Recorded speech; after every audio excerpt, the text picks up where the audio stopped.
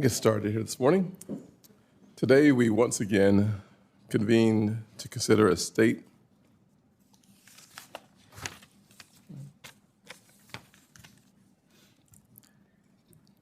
of well-qualified nominees put forward by President Trump.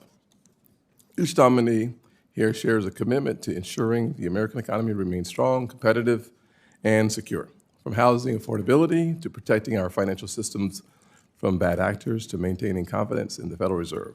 The work of these nominees directly impacts the lives of everyday Americans and the prosperity of states like my home state, South Carolina.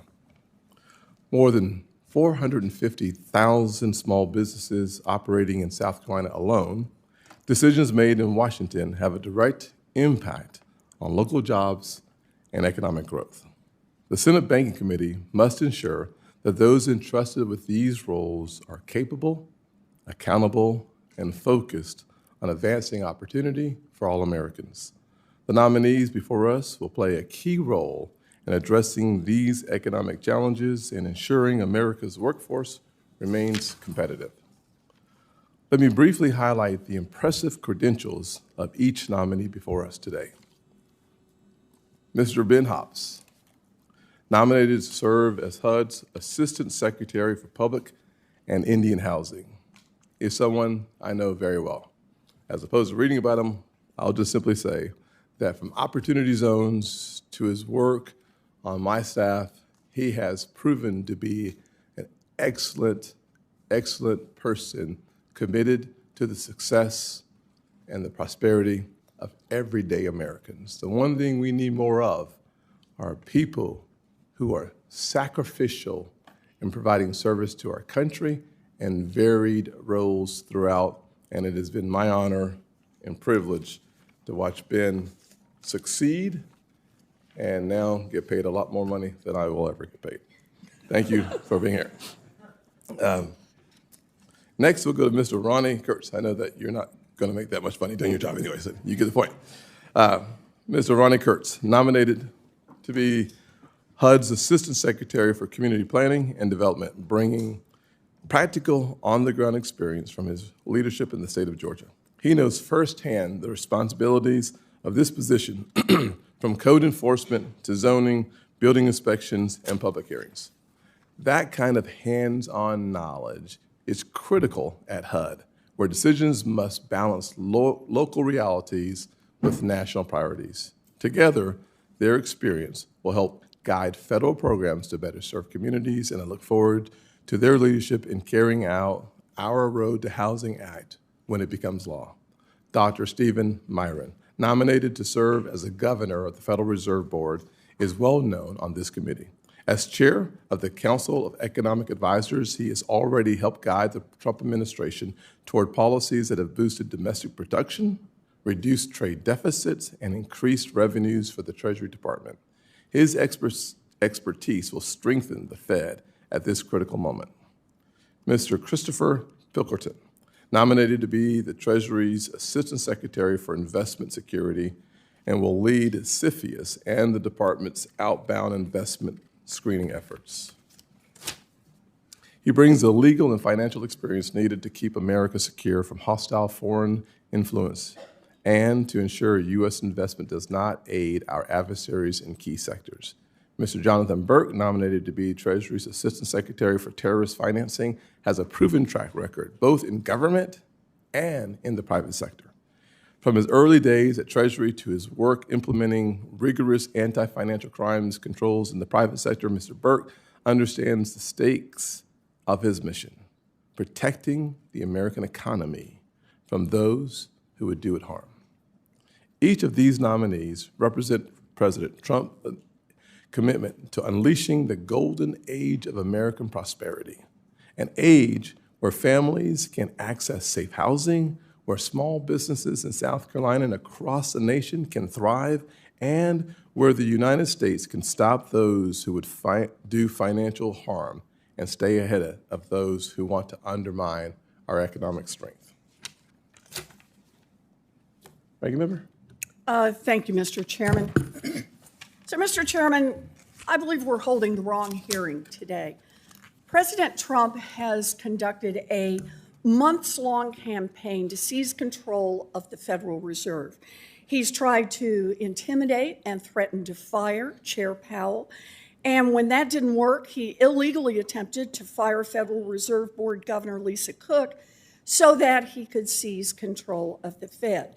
Now, why does President Trump want to control the Fed?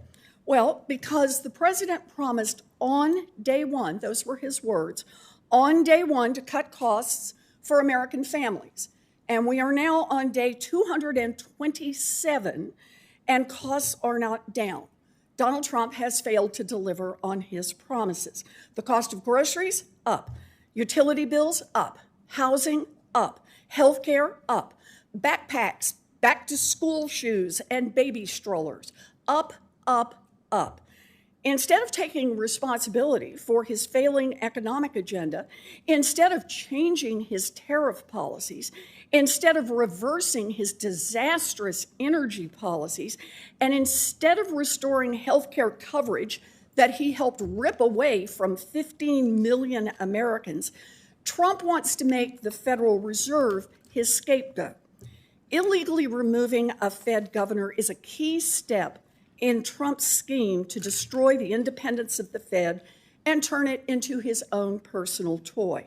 He wants to install his lackeys so that we will have a Fed that uses its power to please the president, but that can't be trusted to keep inflation under control. If Donald Trump seizes control, Fed decisions won't be driven by data. Instead, the Fed will follow Donald Trump's political whims. When the Fed loses its credibility, businesses and consumers stop trusting it to control inflation and start acting like inflation is here to stay. And that raises prices across the board for American families in the long run. This is not hypothetical. We've seen it before in other countries and right here in the United States. It happened in the 1970s when President Nixon bullied the Fed into keeping rates too low for too long and led to years of stagflation where both interest rates and unemployment and inflation stayed high. It happened more recently in Turkey and Argentina when their authoritarian leaders took over their central banks and inflation reached record highs, surging above 80% and 200% respectively. Deep down, even my Republican colleagues know that a presidential takeover of the Fed is a recipe for disaster. There are members of Congress who've spent their careers being apologists for the Fed. Boy, I am not one of them. I have worked with Republicans, including Republicans on this committee, for years on common sense reforms to make the Fed more transparent and more accountable to Congress and the public. Heck, I have been more vocal than anyone in the Senate in calling on the Fed to lower interest rates for years now. But that is not what President Trump is doing here. The hearing this committee should be having today is to investigate President Trump's ongoing assault on the independence of the Fed and his efforts to intimidate and illegally remove Fed policymakers. The committee should be putting our efforts towards stopping Trump's reckless takeover of the Fed, not holding a business-as-usual confirmation hearing to help grease the skids for Donald Trump to grab more power. Mr. Chairman, every single Democratic member of the committee wrote to you last week asking that you postpone this hearing. Dr. Myron's nomination and Trump's demand for quick confirmation before the September Fed meeting are directly tied to his illegal attempt to fire Governor Cook and to Trump's ongoing effort to take over the Fed.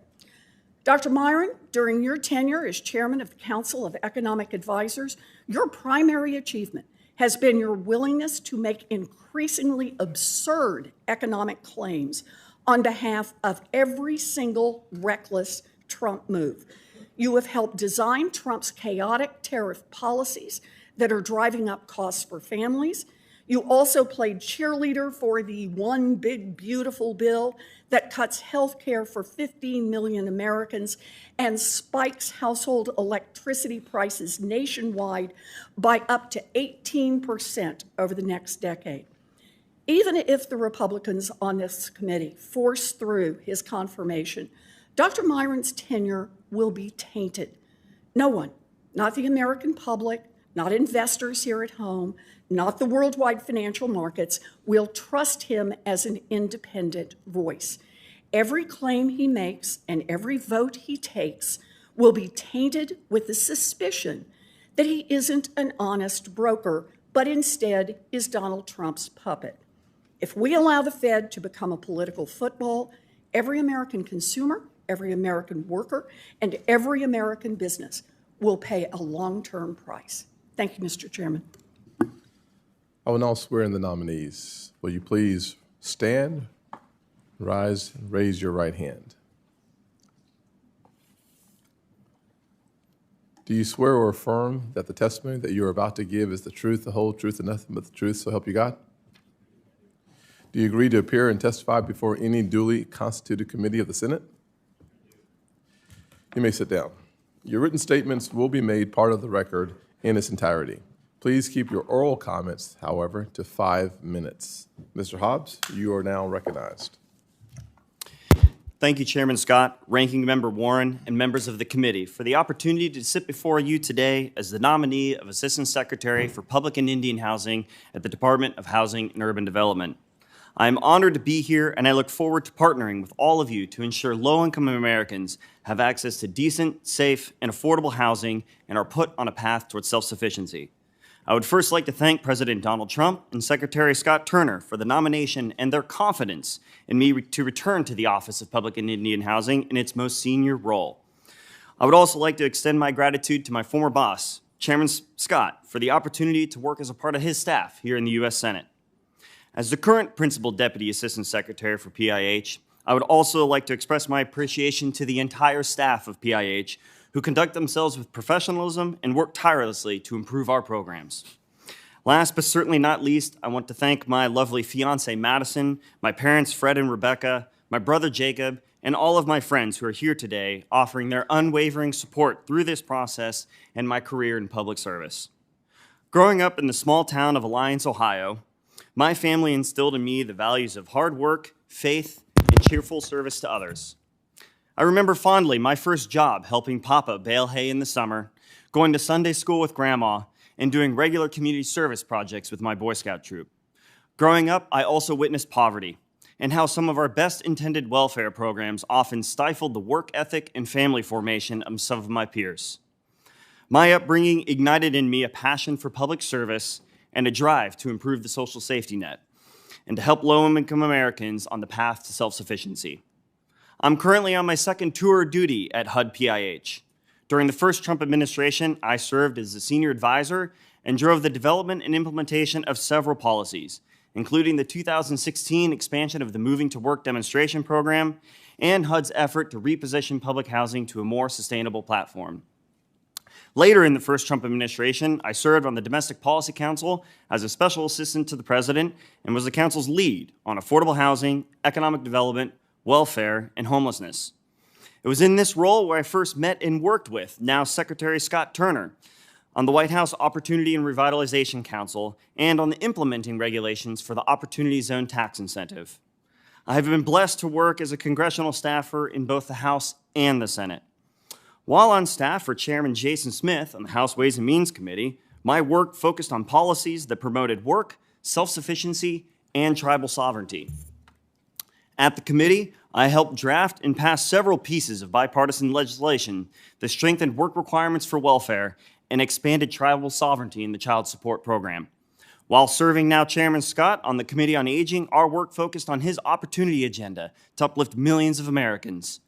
My policy dedication and background in housing, welfare reform, economic development, homelessness, older Americans, persons with disabilities, and tribal affairs in both the executive and the legislative branch have prepared me well to serve as the next Assistant Secretary of Public and Indian Housing.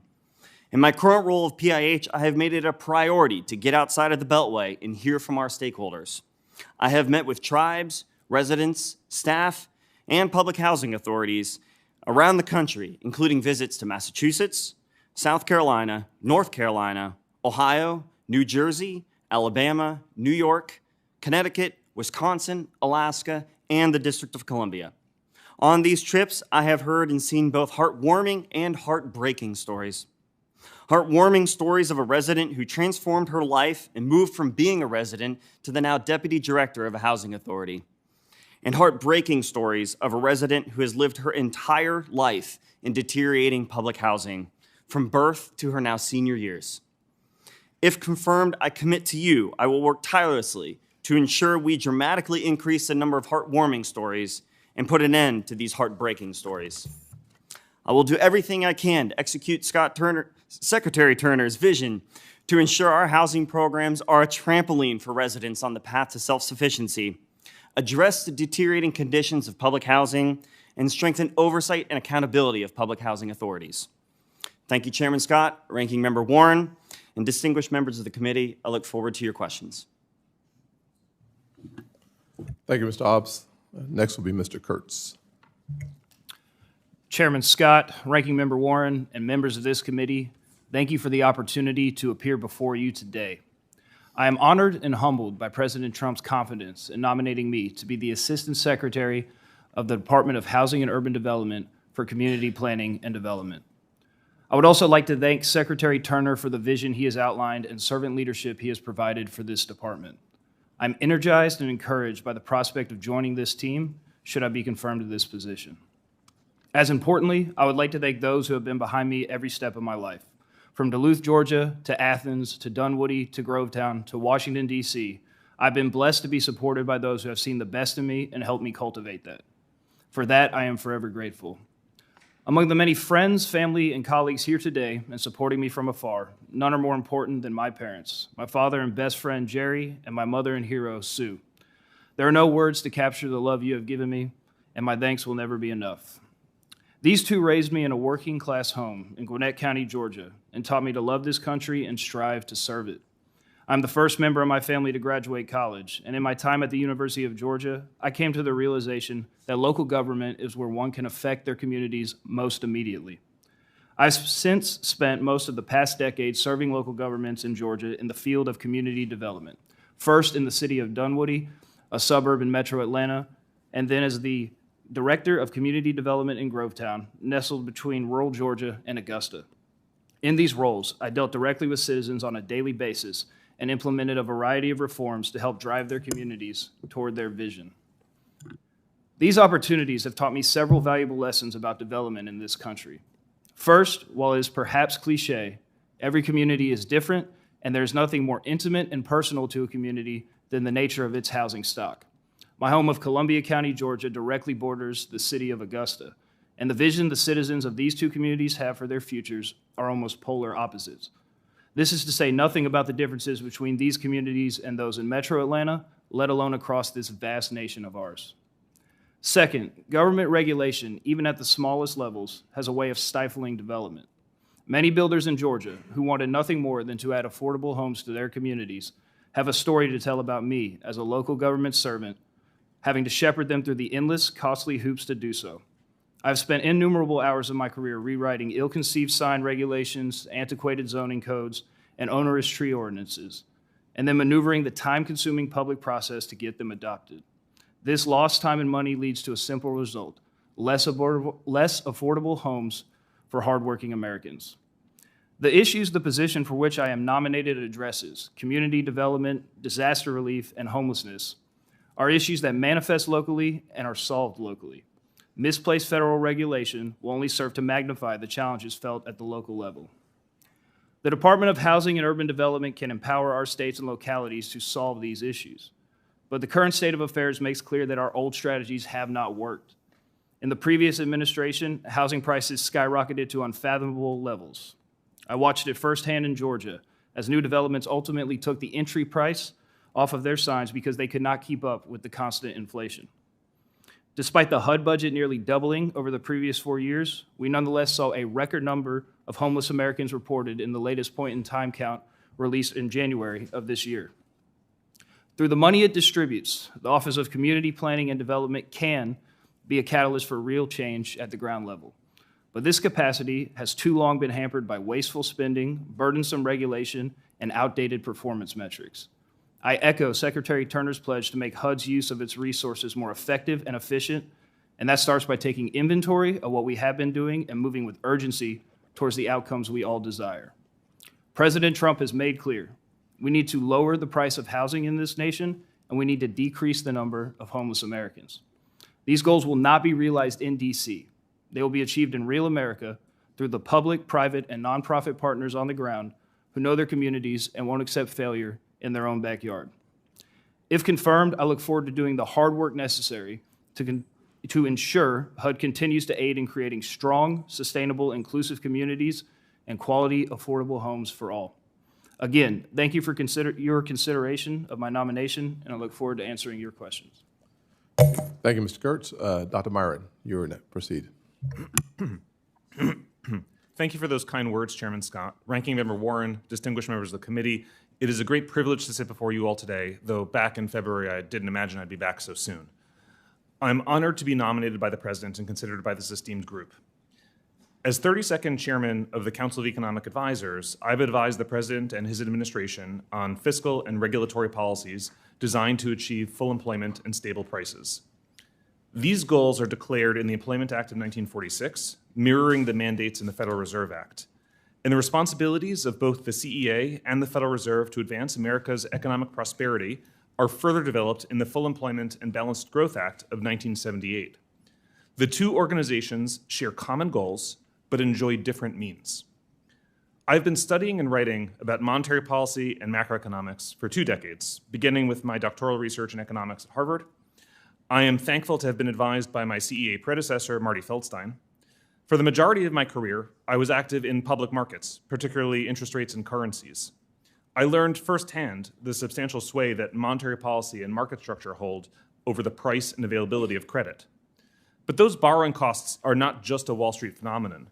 Purchasing a car or a home are major milestones in pursuit of the American dream. Affordability and interest rates affect decisions to have children or start a business. The flow of credit and liquidity is central to America's banking system, and by extension, global capital markets. The Fed's role safeguarding these is of paramount importance. In my view, the most important job of the central bank is to prevent depressions and hyperinflations. Independence of monetary policy is a critical element for its success. Given the central bank's outsized role in the economy, it's no surprise that outsiders have opined on its decisions for decades. However, if confirmed, I plan to dutifully carry out my role pursuant to the mandates assigned by Congress. My opinions and decisions will be based on my analysis of the macroeconomy and what's best for its long-term stewardship. The Federal Open Market Committee is an independent group with a monumental task, and I intend to preserve that independence and serve the American people to the best of my ability. But the Fed's operations expand well beyond this scope. Managing financial system liquidity is a complex exercise requiring regular fine-tuning. The Fed oversees the most important global financial institutions.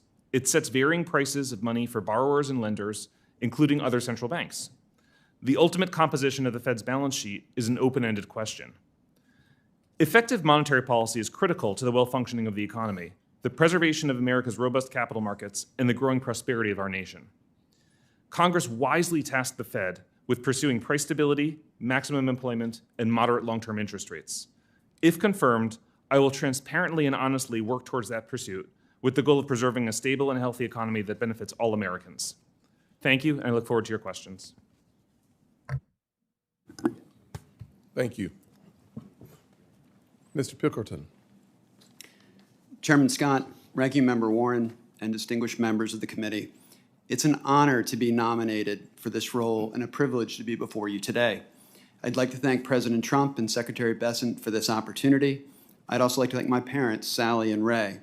I'm happy to be joined today by friends and family, including my sister Mary, her husband Tom, and my wonderful wife Amanda, who has a small business bakery in our hometown of Tillman, a small village in Maryland on the Chesapeake Bay, where I serve in the U.S. Coast Guard Auxiliary. The role of Assistant Secretary for Investment Security is critical to both the national security and economic growth of our country. As President Trump and Secretary Bessent have made clear, America is open for business, but we must be vigilant to ensure that that business does not jeopardize our country's safety or unwittingly advance any malicious interests of our adversaries. By way of academic background, I hold a law degree, a master's in public affairs with a concentration in international economics, as well as university certificates in data analytics, artificial intelligence, and machine learning. I have taught enterprise risk management at both law and business schools and have served as a Fulbright teaching scholar overseas. Among my professional roles, my career began clerking at the DOJ's Organized Crime and Racketeering Section and the Office of International Affairs Criminal Division, as well as the State Department's Bureau of International Narcotics and Law Enforcement. I went on to serve as a narcotics and money laundering prosecutor in New York City, working closely with the brave men and women of the NYPD, FBI, DEA, and a host of other federal agencies and joint terrorism and intelligence task forces, including through the terrorist acts of 9/11. I've also worked as senior enforcement counsel at the U.S. Securities and Exchange Commission, investigating domestic and international businesses, along with other private sector legal and global compliance roles in the financial services arena, including foreign regulatory analysis, corporate due diligence, and geopolitical risk evaluation. I also served at the U.S. Small Business Administration as both its general counsel and acting administrator. It was an honor to support so many entrepreneurs, including in areas such as DoD procurement, supply chain infrastructure, cybersecurity protocols, and the development of critical national security technologies through the agency's Small Business Innovation Research, Technology Transfer, and Investment Company programs. Also, as the White House's executive director of the Opportunity Now initiative in 2020, I worked with many state and local leaders and assisted in the implementation of several of the bipartisan COVID-era economic programs. I've also been an executive at the leading community development financial institution, helping to scale underserved small businesses across our country, and most recently have been the principal deputy general counsel at the Treasury Department, supporting core domestic and international programs, including ongoing engagement with the intelligence and law enforcement communities on global threat assessments and security matters. This is a critical time for our nation.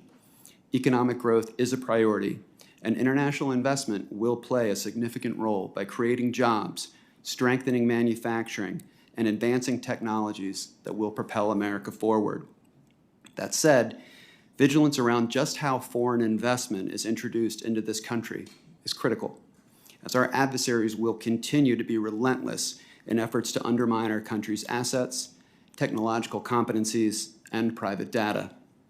There can be no compromise of America's talent and treasure, and if given the opportunity to be confirmed, I will be resolute in this charge and commit to work closely with this committee to achieve this goal. Given my background and experience, I believe I'm well positioned to execute the responsibilities of this role alongside the committed career professionals at the Treasury Department. My thanks to all of you for your consideration, and I look forward to answering your questions. Thank you, sir. Mr. Burke. Thank you.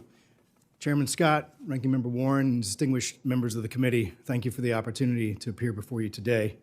I am humbled and grateful to have been nominated to serve as the Assistant Secretary for the Treasury for Terrorist Financing.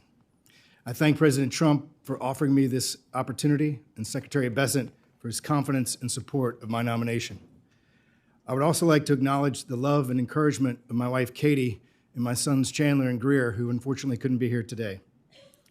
They recognize the value of service to our country and the sacrifice that often entails. And I want to thank my parents, Terry and Marilyn, and my brother, Ryan, who is here today, for instilling that value in me.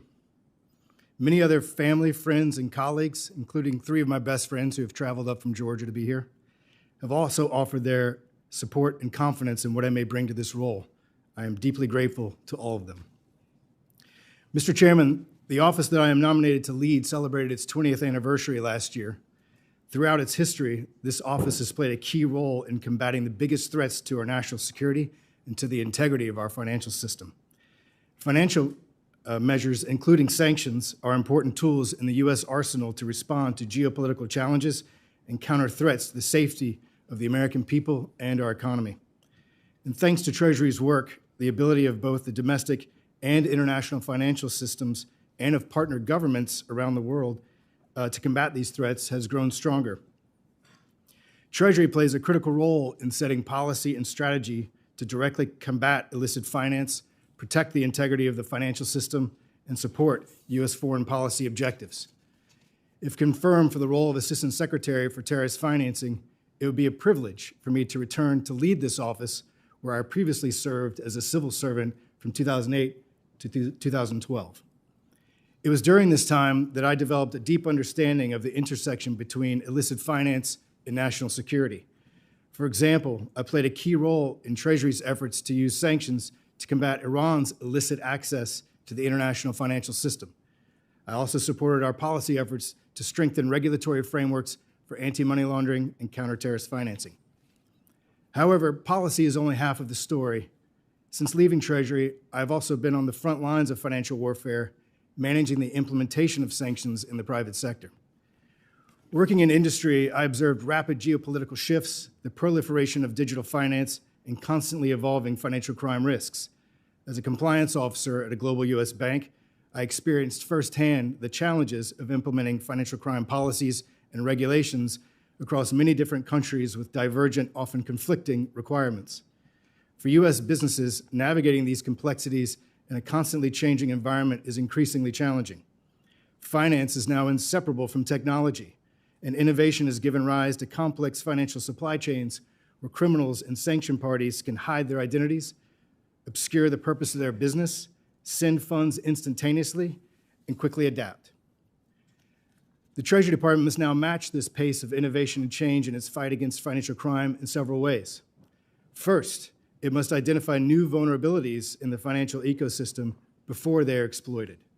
Second, it must promote a risk-based regulatory regime that is aligned with 21st century risks, is effective, and supports global competitiveness for American businesses.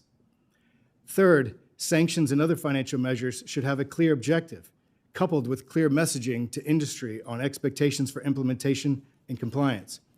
And fourth, it should encourage and incentivize the private sector's innovative capabilities through constructive engagement without fear of technical noncompliance.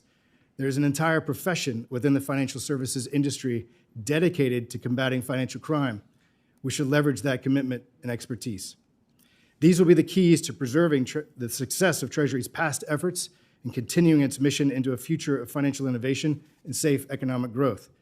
If confirmed, I will strive to bring to the Treasury both practical insights and a clear vision to support this important work to protect the United States and the integrity of our financial system.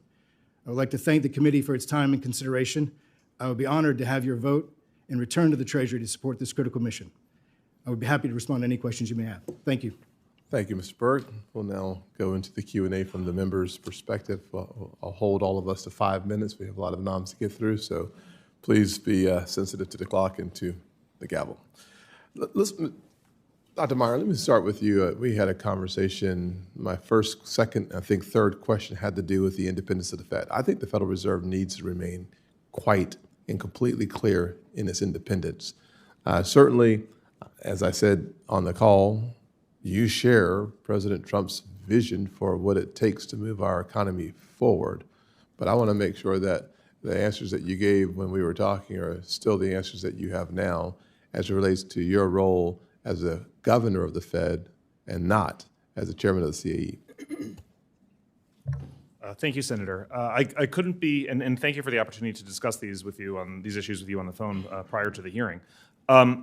I couldn't be more in agreement that independence of the central bank is of paramount importance for the economy, for financial markets, for the long-run stewardship of the country. All of those are completely, I'm in complete accord with. Look, the president nominated me because I have policy views that I suppose that he liked.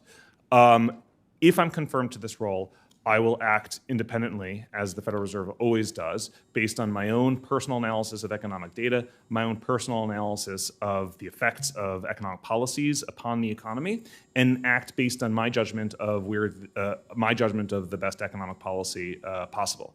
That said, I'm always happy to hear views from every source possible. It's important to me to hear a variety of views to make sure that I really do think that the things that I think, to challenge my own views and interrogate them. And hearing a variety of views on that matter is always helpful. I'll tell you, Dr. Myron, one of the things I like about you is that you're clear, you're consistent, and you've been honest. And you have been clear with me and consistent with me and honest with me, and I appreciate that a lot. I do think that I want to reinforce the importance of the Fed's independence because it is something that I actually believe is paramount for our country and for our economy. That said, the current concept of the Fed has led me, especially under Michael Barr's supervision when he was the vice chair of supervision, I had real challenges with Basel III. I could not figure out why every time I heard Jay Powell talk, he said that the amount of reserves we had was about right, but it kept going up every year. And so my question to you really is about the Basel III and the supplementary leverage ratio reform and the immediate priorities that you would take on at the Fed. Can you briefly describe your plans to ensure that the capital framework is looked at holistically so that financial institutions are not forced to keep capital on the sidelines, which ultimately limits access to credit for Americans? We are in a homeowners crisis. We need more small businesses starting. They need access to capital. How do you tackle that? Thank you, Senator.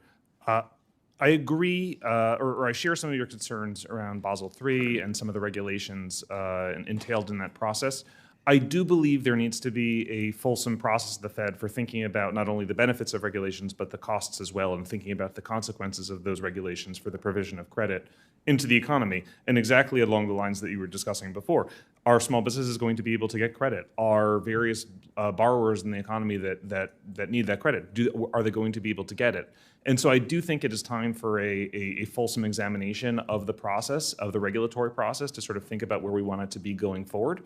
And I'm very happy to work on that if confirmed to the Federal Reserve. I'll finish with you with this last thought. The more incentives that there are in place for banks to leave more capital on the sidelines, whatever the incentive is, perhaps is challenging to small business owners and for those first-time home buyers. I'll leave it there. Mr. Hobbs, your work on Opportunity Zones is something I celebrate, obviously. It's something that I have a great respect for, is your work ethic. Walk me through the lessons that you learned working on Opportunity Zones and what that means for our economy and, frankly, for providing more apartments, more housing, and frankly, diversity in the housing space is incredibly important, as we're seeing for the first time in I think 4 decades, the first-time home buyers' average age is 38. You have about 40 seconds to finish up. Thank you, Senator, and it's a pleasure to be here. Great to see you. Very quickly, I worked on the implementing regulations for the tax incentive, and I also worked as part of the White House Opportunity and Revitalization Council. There, we targeted, streamlined, and coordinated over 150 different federal programs to opportunity zones, which drove both public and private investment in some of these distressed neighborhoods. It's vitally important. My hometown has an opportunity zone, and I know of it's lifted at least 1 million people out of poverty. Thank you with 6 seconds to spare. Appreciate that. Ranking Member Warren. So thank you, Mr. Chairman. And Mr. Chairman, I agree with you. I think the independence of the Fed is absolutely paramount. But we cannot ignore the elephant in the room, and that is that President Trump has launched an all-out assault on the independence of the Federal Reserve.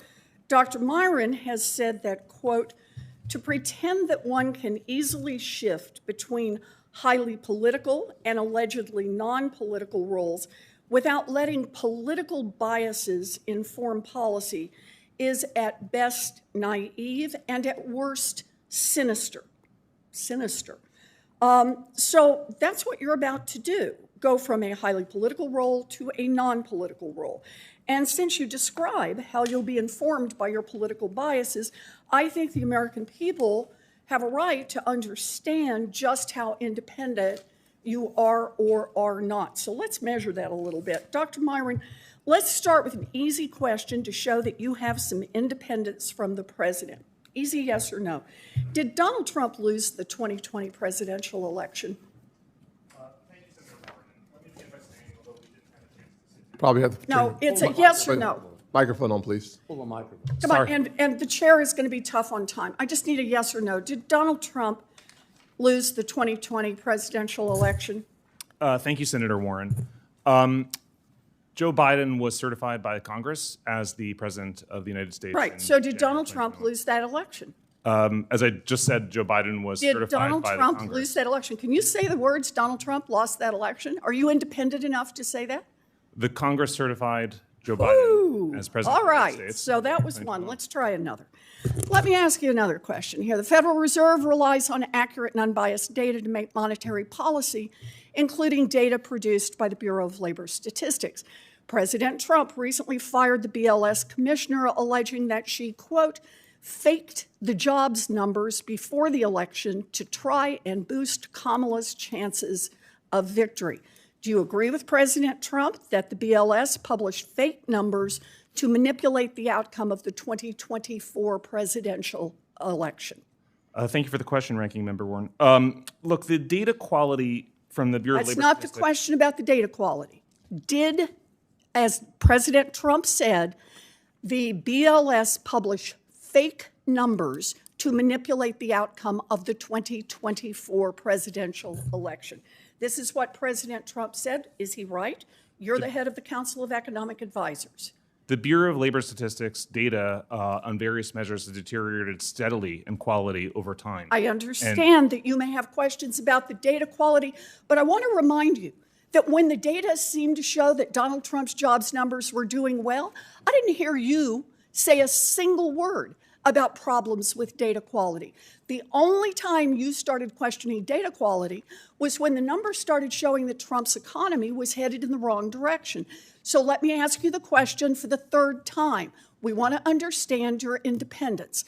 Donald Trump stated that the BLS faked the job numbers before the election to try and boost Kamala's chances of victory. Do you agree with that, yes or no? The Bureau of Labor Statistics did not take corrective action to improve the quality of steadily Do you deteriorating agree data. with the statement that they faked numbers? I believe that they were complacently allowing the data to Do continue you to have deteriorate any in quality. evidence that they faked numbers? Well, as I said a moment ago, the data have steadily deteriorated in quality, and I'm happy Okay, to in give other some examples words, of just how that two has happened. straightforward questions about your independence, and you've blown both of them. So let's shift to the inflation caused by President's economic policies, which you've had a key role in designing. You've claimed, for example, that consumers thus far have not seen any material macroeconomic increase from tariffs at all. Your statement. The numbers do not back you up. Since January, cost of groceries is up, cost of utilities is up, cost of housing is up, cost of back-to-school shoes is up, cost of backpacks and baby strollers up. Dr. Myron, the data say that costs for basic necessities are going up. But it's not just the reported numbers. Fed Governor Waller, who President Trump appointed, private sector forecasters, small businesses, and families are all telling us that the costs are up. Do you think those families and data experts are lying? Senator, thank you for the question. I believe your question is conflating relative price increases with inflation, which Do you is an think increase they're in the lying? aggregate price level. There has been no detectable increase in the aggregate price level as a result of tariffs. You know, there have Dr. been relative Myron, price changes, you as have there made always are. clear that you will do or say whatever Donald Trump wants you to do or say, and that may work in a political position, but it takes an axe to Fed independence and will make life far more expensive for American families. I apologize for going over. Senator Rounds. Thank you, Mr. Chairman. Dr. Myron, first of all, I appreciated the opportunity to visit with you in my office. I will be the third member in a row to recognize and to reinforce our need for a very independent Federal Reserve Board. And I actually enjoyed our discussion and the fact that you clearly laid out for me the understanding that you had a different role as an independent member of the board and that your independence was very important to you. Let me just work my way back through this a little bit, because sometimes when we're trying to get all of our questions in a 5-minute period of time, any of our members can sometimes really want to get a yes or a no answer where yes or no answers really don't work. So let me just talk about some of the things specifically to the board itself. Do you see a difference between the role that you would play as the chairman of the Board of Economic Advisors to the President versus being an independent member of the board on the Federal Reserve? Thank you, Senator. And yes, I was grateful for the opportunity to sit down with you in your office, and I also very much enjoyed that discussion. There's a night and day difference. As the chairman of the Council of Economic Advisors, someone is a principal in a White House as part of a political administration. The Federal Reserve is an independent agency whose independence is critical to the well-functioning of the economy and financial markets.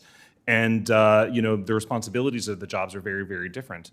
If confirmed to the Federal Reserve, I will behave in an independent manner based on my own analysis of the economy, of economic data, of inflation, employment, and the effects of economic policy thereon, and act in my own independent analysis based on those evaluations. Would you say that it's fair for the President of the United States to lobby the Federal Reserve in terms of moving things in a direction that he believes can move the economy in a direction that improves the life for the American people? Thank you, Senator.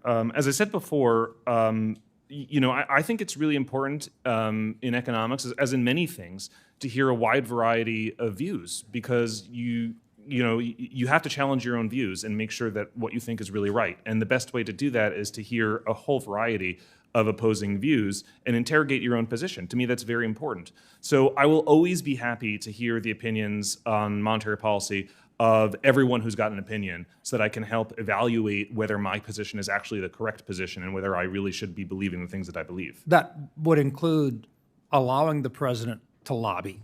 Fair enough? Nothing wrong with the President lobbying. The President is entitled to a view on appropriate monetary policy, as is everyone else with an interest in the subject, and I welcome everyone sharing their views. As part of your role as chairman of the Board of Economic Advisors, wasn't part of that to carry for the President the message that you believed was appropriate to improve the quality of life for Americans by improving the economy? And wouldn't it be reasonable that you would have a very similar point of view than the President did? Otherwise, why would he be working with you, and why would you be working with him on trying to formulate those views in the first place? Thank you, Senator. Yes, as the Council of Economic Advisors is tasked by the Congress with advising the President on appropriate fiscal and regulatory policy to achieve full employment and stable prices and prosperity through the American economy. The President selects people based on his evaluation of their qualifications and their policies. And I assume that he nominated me to the previous position because he liked my policy views. You were asked by the ranking member a number of questions in pretty fast order. I want to give you an opportunity. Anything in particular that you'd like to clarify or make more clear with regard to any of the comments? I'm just going to give you just a few seconds here before I move on, but anything in particular that you'd like to clarify or correct?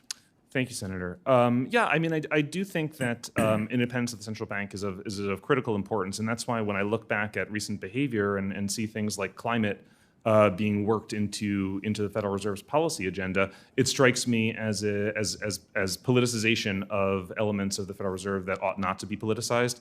And if I am confirmed, I will forcefully push back on the Fed straying from its core mandates that were assigned to it by the Congress. Thank you, sir. Mr. Pilkerton, I want to just put this for the record. I want to thank you for coming to meet with me in my office in July. I think you are a very accomplished public servant, and I believe that you're very qualified for this position. I want to thank you for your willingness to work with me to get the PASS Act across the finish line, and I do look forward to working with you to get that through and protect our military installations from foreign observation. Thank you, sir. Thank you, Mr. Chairman. Thanks, Senator. Senator Reed. Thank you very much, Mr. Chairman. And for the record, I'd just like to say that President Trump's efforts to strong arm the Federal Reserve have been simply deplorable, and they threaten to undermine confidence in our economy. And we're seeing that confidence ebb every day. In contrast, I would note that when Presidents Clinton, Obama, and Biden came into office and had the chance to nominate federal chairs, they all chose to retain the individuals picked by their Republican predecessors. That's an example of the bipartisanship and also independence that previous presidents have extended. This president has not done that. Now, Mr. Myron, you've had a discussion with the ranking member. You have written on the subject of partisanship that the revolving door between the Fed and the executive branch brings politics into federal policymaking. You wrote, quote, leadership that was traditionally regarded as technocratic has been replaced with highly qualified but highly political personnel who move freely between the White House and the Eccles building, which is the executive office building, or one of them. Oh, no, excuse me, that's the Federal Reserve.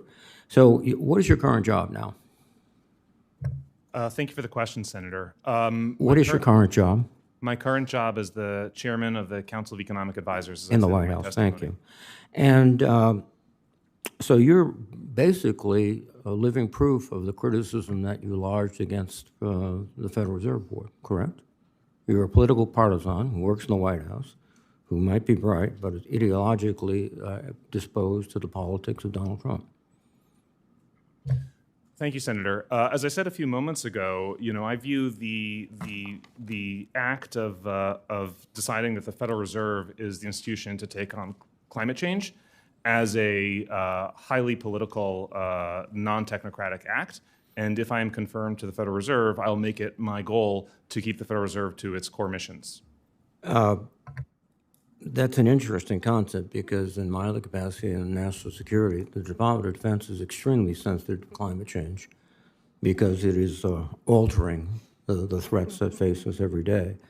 And I'll speak for myself, but anybody who believes climate change is mythical is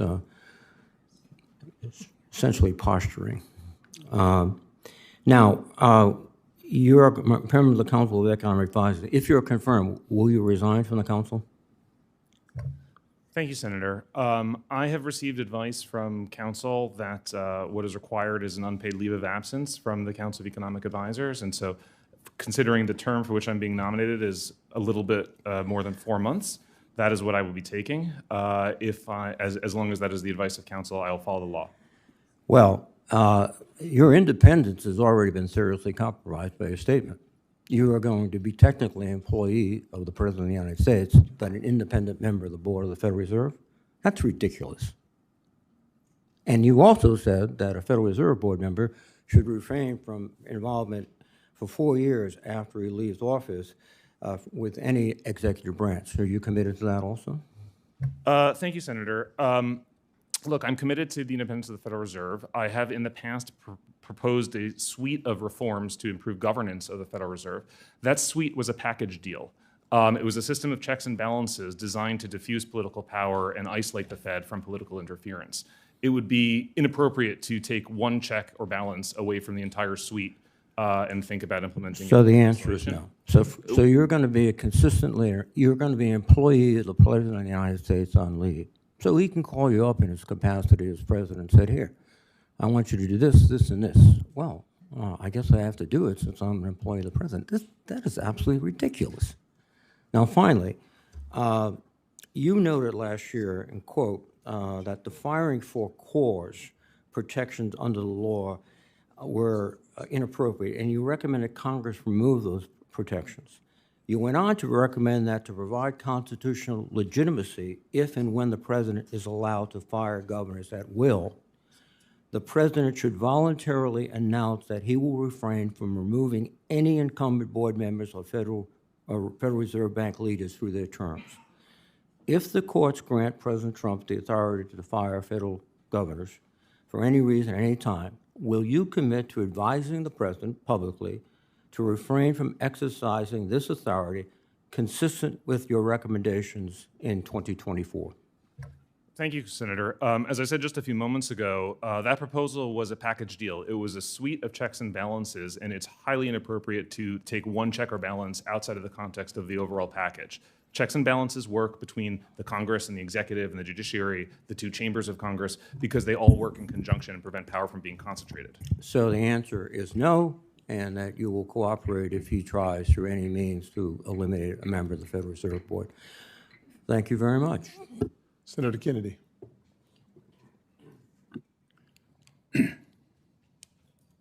Dr. Myron, do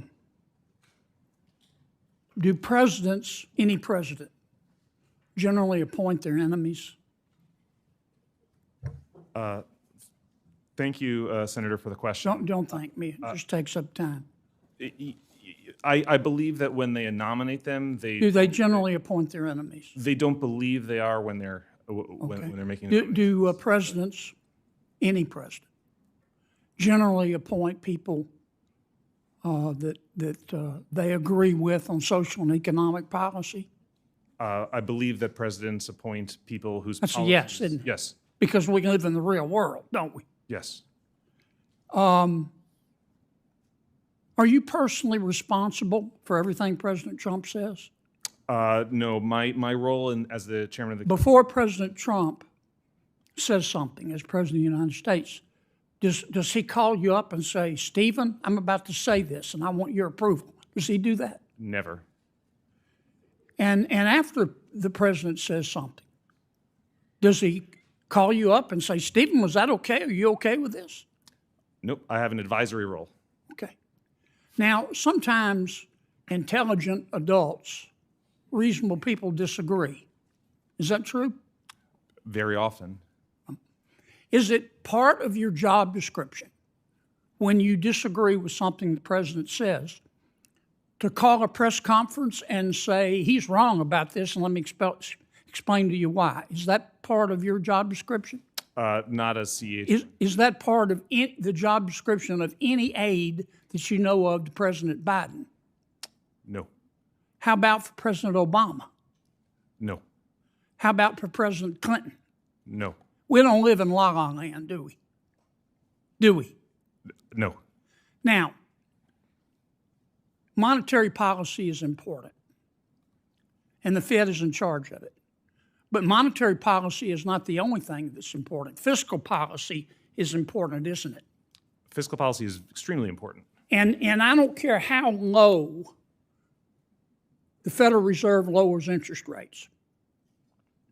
If the United States Congress is profligate in its spending, if it spends money like it's pond water, if it runs up $37 trillion in debt, and deficit spends to the tune of 7% every year, that also has an impact on employment and economic growth and inflation, does it not?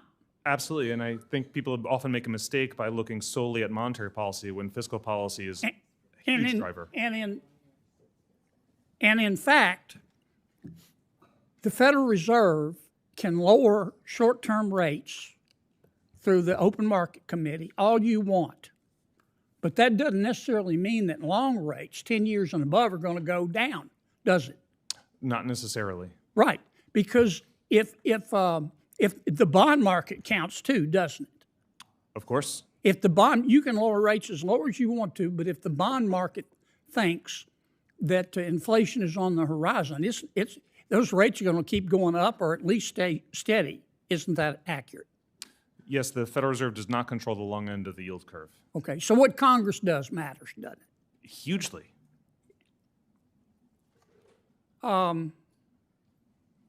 My good friend Senator Warren says, you're Donald Trump's puppet. Are you Donald Trump's puppet? Not at all. I'm very independently minded, as shown by my willingness to stray from consensus and have out-of-consensus views, and I believe that, I will continue to be as independent, in my thinking process, if confirmed. We're going to hold you to that, Governor, future Governor. You need to call them like you see them. There's nothing wrong with politicians in Washington offering their opinions. You can't stop them.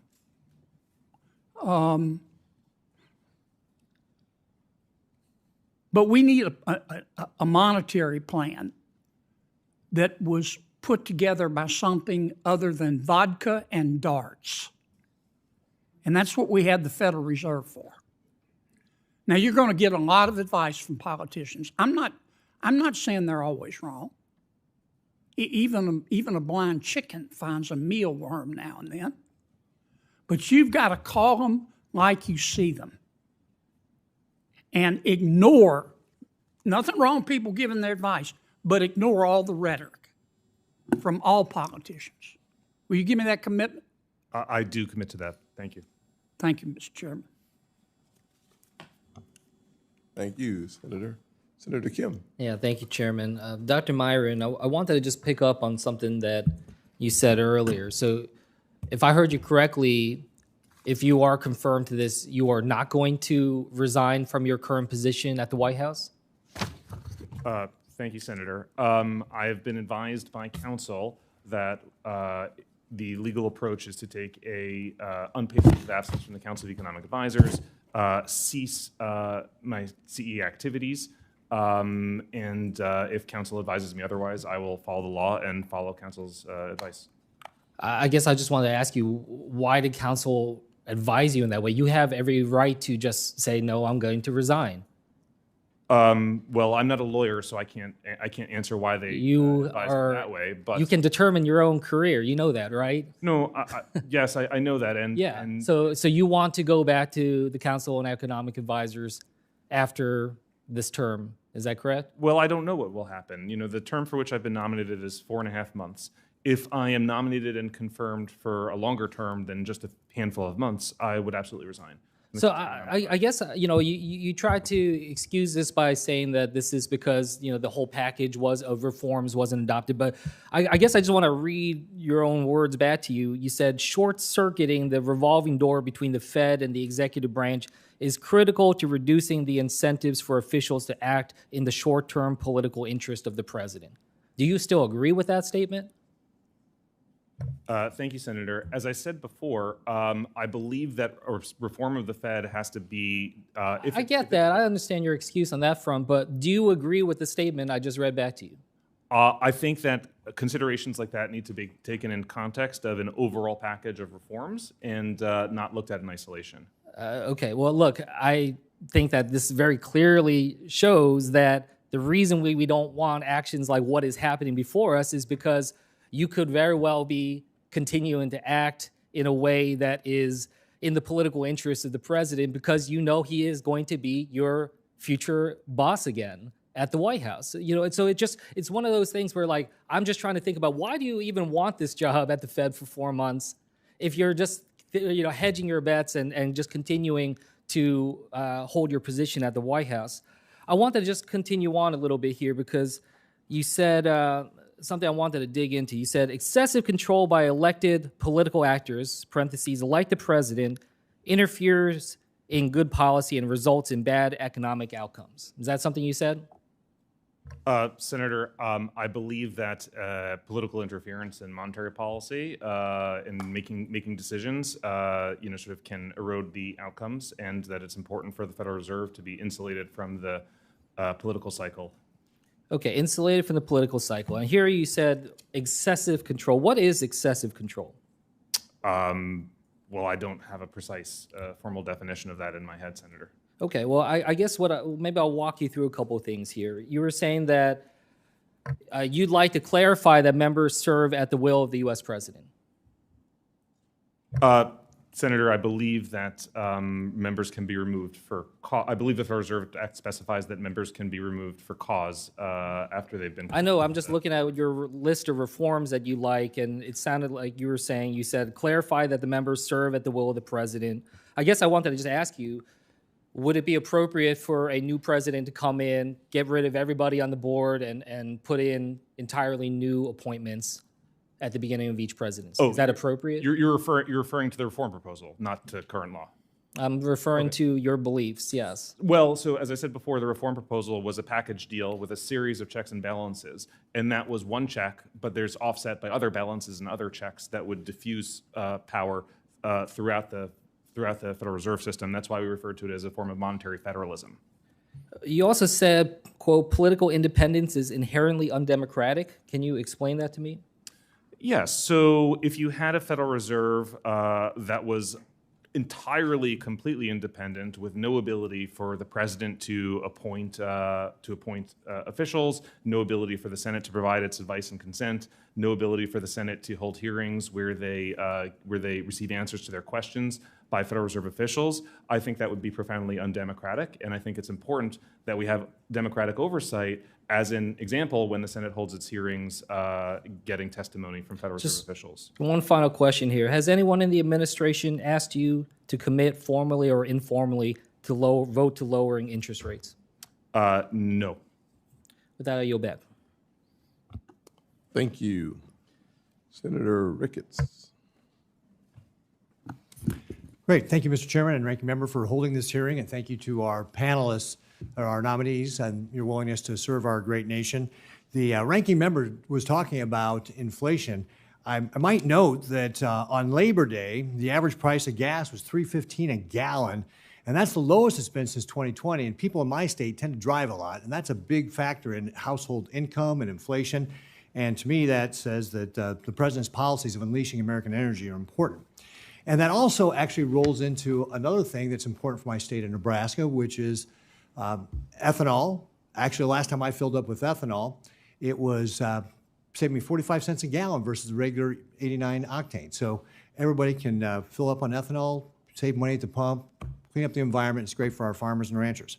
And you may say, why are you talking about that right now? Because I'm going to roll into another topic that is of interest here, which is communist China is the threat to America. They want to supplant us as the world superpower.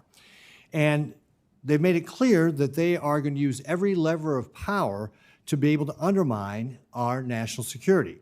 Confronting this threat requires comprehensive strategy that strengthens our safety, our financial system, secures our critical assets, and closes loopholes for communist China to seek and exploit things in our system. And one of the things that includes is combating our foreign adversaries' ownership of American agricultural land, and thus the tie-in back to my state. In 2010, Communist China owned 13,720 acres of American farmland. In 2023, Communist China owned 277,000 acres of that farmland, and that is a threat to our national security. A lot of that, sometimes that farmland was located by our sensitive military installations. Mr. Pilkerton, do you agree that that's a threat to our national security? Senator, thank you very much for the question. I share your concern. In fact, the Chinese penetration in agricultural land, real estate, critical technologies is something that we all should be very concerned about from a national security perspective. If I am confirmed to lead the CFIUS committee, then I would look forward to working with you as well as the members around the table, including the observing member of U.S. Department of Agriculture, Secretary Brooke Rollins, who I've worked with very closely before. So I look forward to the opportunity to work with you, your staff, and this whole committee on these issues. Well, good. I'll look forward to that. Under the Agricultural Foreign Investment Disclosure Act, AFIDA, foreign entities are required to disclose the transactions of American agricultural land to the USDA. That's your comment about working with Secretary Rollins. USDA then shares the data with CFIUS agencies so they can identify and review the transactions that pose national security risks. However, the Government Accountability Office, GAO, published a report on the AFIDA process which flagged incomplete data reporting, process errors, and delays. That's why I introduced the AFIDA Improvement Act. My bill will strengthen reporting requirements and improve data sharing coordination between USDA and CFIUS so that national security risks tied to foreign land purchases are flagged immediately. I look forward to working with you on this issue and more when you are confirmed. In your view, what other enforcement gaps or vulnerabilities in the CFIUS process that pose these threats, or what poses the greatest risk or threat from our foreign adversaries? Are there other things in the CFIUS process we can improve upon? Thank you for the question, Senator. If I had the opportunity to be confirmed, obviously CFIUS's focus is national security, and my priorities are going to be just that, including focusing on the critical technologies, artificial intelligence, quantum computing, other areas where America is and will continue and must continue to be a leader. Another priority that I have is the non-notification of covered transactions. These are transactions that should be reported that are not reported. And one of the things that I want to do, if confirmed, is sit down with the entire team, including the advising groups, the intelligence community, law enforcement community that plays a role there, and find out how we can use the different tools and authorities that CFIUS has to advance that. Finally, I'd like to focus on compliance and enforcement. Obviously, there's a front-end review of the transactions that come through CFIUS, but many times there are mitigation agreements and ongoing compliance, and we have to stay vigilant and ensure that folks are abiding by the agreements that they enter into. I'd also like to say that I think it's incredibly important because I know that CFIUS and national security is a bipartisan matter. So having that feedback loop with the executive branch, this committee, and your colleagues is going to be very critical. Yeah, great. I look forward to working with you on this. And one other thing I'll just mention is looking at process improvement to streamline your processes to be able to do this more efficiently, and we can talk about that, more of that later. Thank you, Mr. Chairman. Thank you. Senator Smith. Thank you, Mr. Chair. Mr. Myron, welcome to the committee. Thank you to the chair and ranking member. I just have a couple of straightforward questions for you, which will hopefully be easy to answer. So you currently work in the White House as an economic advisor to the president, correct? Thank you, Senator. That is correct. I do currently work as the chairman of the Council of Economic Advisors in the White House. Right. And so in this role, you've had a hands-on role in implementing the president's political and policy agenda. Would that be fair to say? That is not correct, Senator. The Council of Economic Advisors is an advisory organization. I have no statutory implementation powers whatsoever. Well, you've been described as the architect of the Trump tariffs and a vocal proponent of the One Big Beautiful Bill. So it seems to me that you've been part of the administration's policy and political agenda. Senator Kim referenced just a bit ago about the paper that you co-authored that argued that short-circuiting the revolving door between the Fed and the executive branch is critical to reducing the incentives for officials to act in the short-term political interests of the president. You wrote this, and I actually agree with it. So, I mean, here's my concern. Given the nature of your current role and your expressed concern and mine for insulating the Fed board members from the day-to-day political process, I just don't understand how your nomination doesn't break the rule or the goal that you've set out yourself. I mean, you previously said that no one can go from being a high political operative to being politically neutral. And I mean, I agree with you. When you have taken on a role of advocating, it's very hard to step away from that. And I don't know how you could be an exception to that. Last September, you criticized the Fed's decision to cut rates as the biggest policy mistake in 2021. But now, I mean, where do you stand on that? That President Trump is in office, you've done a complete 180. I don't understand what your position is on this now, and how can we expect you to be unbiased and neutral? Thank you for the question, Senator. As I was saying to Senator Kennedy a few moments ago, I think it's a mistake to focus solely on monetary policy when thinking about the path of inflation and employment. And I think that the full suite of policies, economic and otherwise, affect those outcomes. And what the Fed ought to do is to be forward-looking in its expectations of where inflation and employment are going, because those are the mandates that Congress assigned to it. My understanding of how economics works is that a wide variety of policies that have been implemented since January are actually quite disinflationary. And let me give you one example, which is the border policy, which you might not think of an economic policy, but the truth is that if you increase the number of occupants of housing by millions in a relatively short period of time without a dramatic expansion of the number of houses, it's going to put upward pressure on rents. So I'm sorry to interrupt you, but I know I just have a little bit of time left. And I'm not disagreeing with the fact that that the Fed has a broad portfolio and that it is a complex thing. But what I'm concerned about is because of the role that you've had in the Trump administration, and now as the president tries to move you to the Fed, that we are all so concerned about the open question about the independence of the Fed because of the things that President Trump has said. I think we can be pretty clear about what's happening here. This nomination, your nomination, is getting rushed through because the president is frustrated with the Fed for not cutting rates. And he wants loyalists on the Fed board. I mean, that's just pretty obvious, I think, to what's going on here. So I just think it's important that we not lose sight of this, we not lose sight of what's happening, and also not lose sight of why the president wants to see rate cuts go down, because the economy is in a struggle right now because of the trade war, because of everything else that he is doing, and this flailing that is happening, I think, is the result of it. So my view here, Mr. Chair and Ranking Member, is that it is extremely important for this committee to take a stand against politicizing the Fed, that is the best thing for the long-term health of our economy, and that this is not the right step to take if that is our goal. Thank you, Mr. Chair. Thank you, Senator.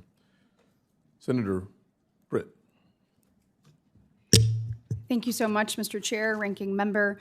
Mr. Myron, I appreciate your conversation with me yesterday, your commitment to Fed independence, and just taking so much time talking through questions with me. I look forward to supporting your nomination. To all of you, we appreciate you being here. Mr. Burke, I want to start with you.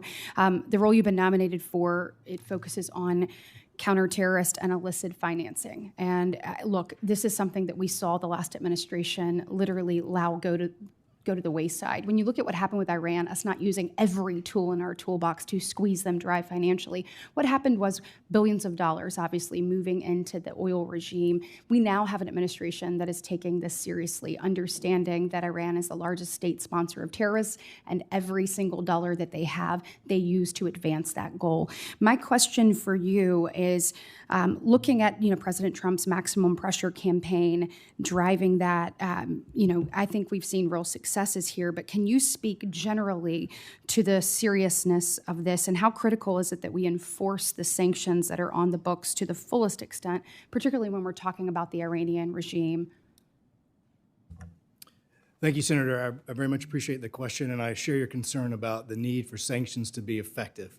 And I think one way to do that is to understand, and as you mentioned, President Trump has re-implemented the maximum pressure campaign on Iran. And I know from my previous time at Treasury working on that issue, what that actually means. It's a multifaceted approach. It's not just about imposing new sanctions on new targets, but it's actually complemented by extensive diplomatic engagement with partners and allies around the world, and also the private sector, to identify the risks associated with exposure to Iran so they can take action as well to curtail that Iranian activity. And we've certainly seen that in the past when there is a maximum pressure campaign. And that has an effect on Iran's ability to raise funds and move those funds through the system. We also saw just this week, Secretary Bessent announce new sanctions on Iran and had a video message that explained this process. And also what's very important to complement that maximum pressure is that the world understands the United States is intent on targeting actors around the world who continue to support Iran's activity, and that's what the actions this week did. And Secretary Bessent made reference to some of the impacts that those actions are seen in terms of reducing Iran's oil revenue, but also reducing its ability and disrupting its ability to move funds and to move logistics around the world to procure or trade in oil. So if confirmed, I look forward to supporting that effort.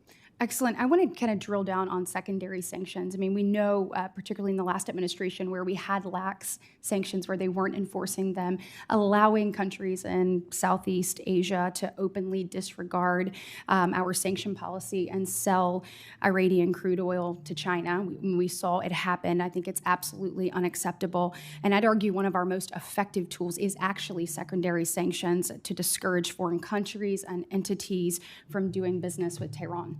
And I'd like to know, what are your thoughts on that, and how can we better utilize the secondary sanctions available to us to use them against these nations that attempt to undermine the United States and aid Iran?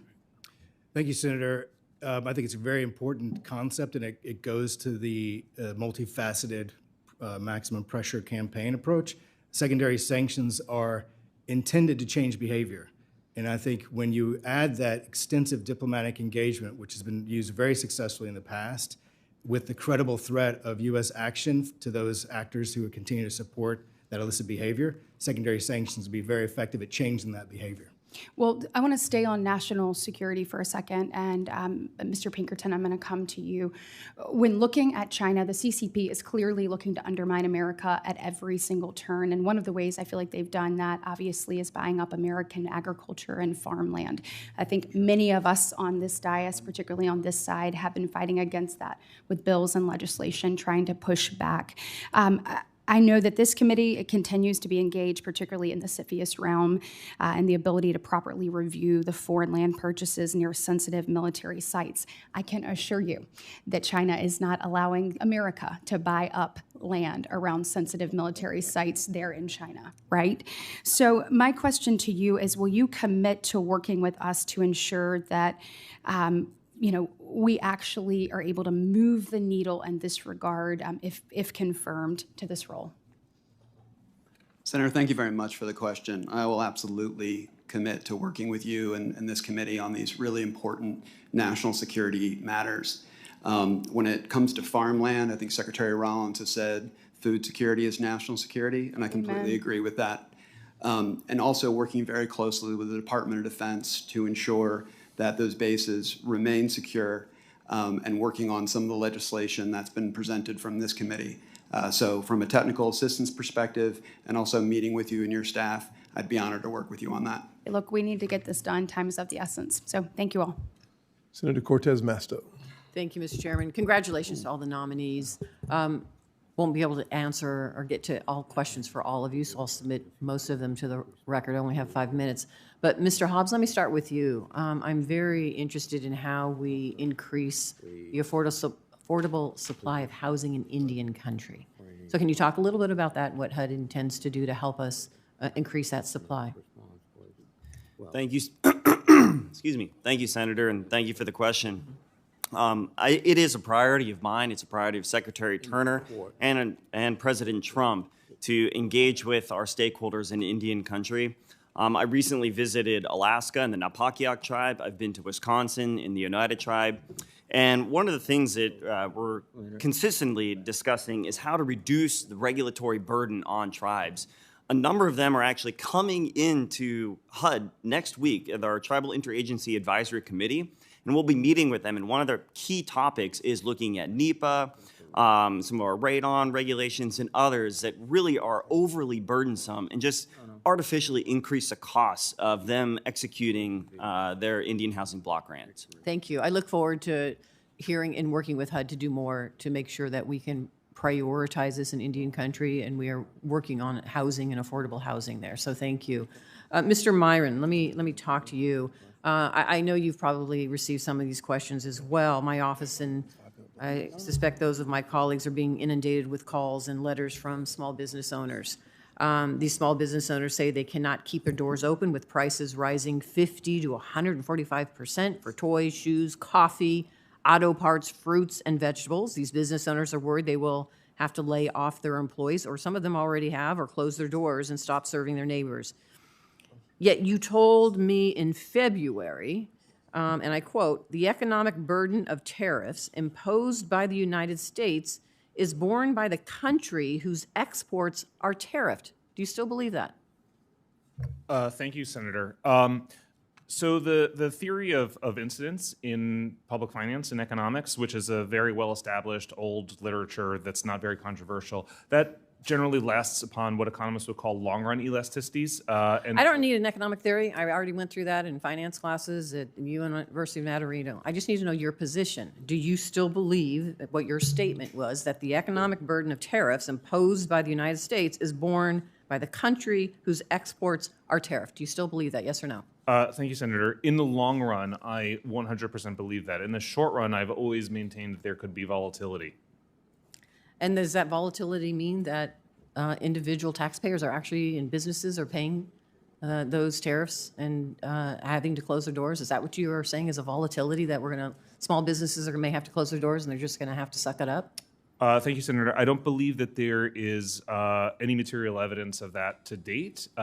So let me just say, on CNN, you were interviewed about an auto parts maker in Detroit just had to lay off 100 workers and shut down a warehouse. The owner specifically blamed tariffs And you stated it's always convenient to blame political changes when your business fails. Is that how you still believe? It's not, this business owner doesn't know what he's doing? Thank you, Senator. I was not familiar with the circumstances of that particular business or those particular 100 workers at that time. So then why didn't you say that at the interview? And why did you make a statement like you did? It's always convenient to blame political changes when your business fails. That seems like you're disregarding our businesses altogether. Let me ask you this. Do you believe tariffs are taxes? Thank you, Senator. Economically speaking, any policy can be modeled as a tax. So in that sense, exactly what I said. Any economic policy can be modeled. So is that a yes? Well, what I'm saying is that the answer to your question is that any economic policy can be modeled as a tax, whether it's a Okay, so subsidy, that a benefit. is, your question is a yes, tariffs are taxes. My answer is that any economic policy can be modeled as such. Under the last administration, we saw a surge in manufacturing jobs and construction with the U.S. economy adding over 500,000 manufacturing jobs and construction of factories doubling. Unfortunately, under this administration, we have seen the exact opposite. In August, the U.S. manufacturing sector contracted for the 6th consecutive month due to Trump's tariffs and chaotic trade policy. Earlier this year, you said that manufacturing construction will surge as a result of Trump's tariff and tax policies. Were you wrong? Senator, I do not believe that that's the case. I believe that they will because the uncertainty from the tax situation is resolved. I believe that just a few months ago, there was a huge amount of So would you say it's uncertainty. transitory? Well, I think people were concerned that Congress would allow the biggest tax hike in history to throw the economy into a recession, and there would be substantial disincentives for investing in the United States.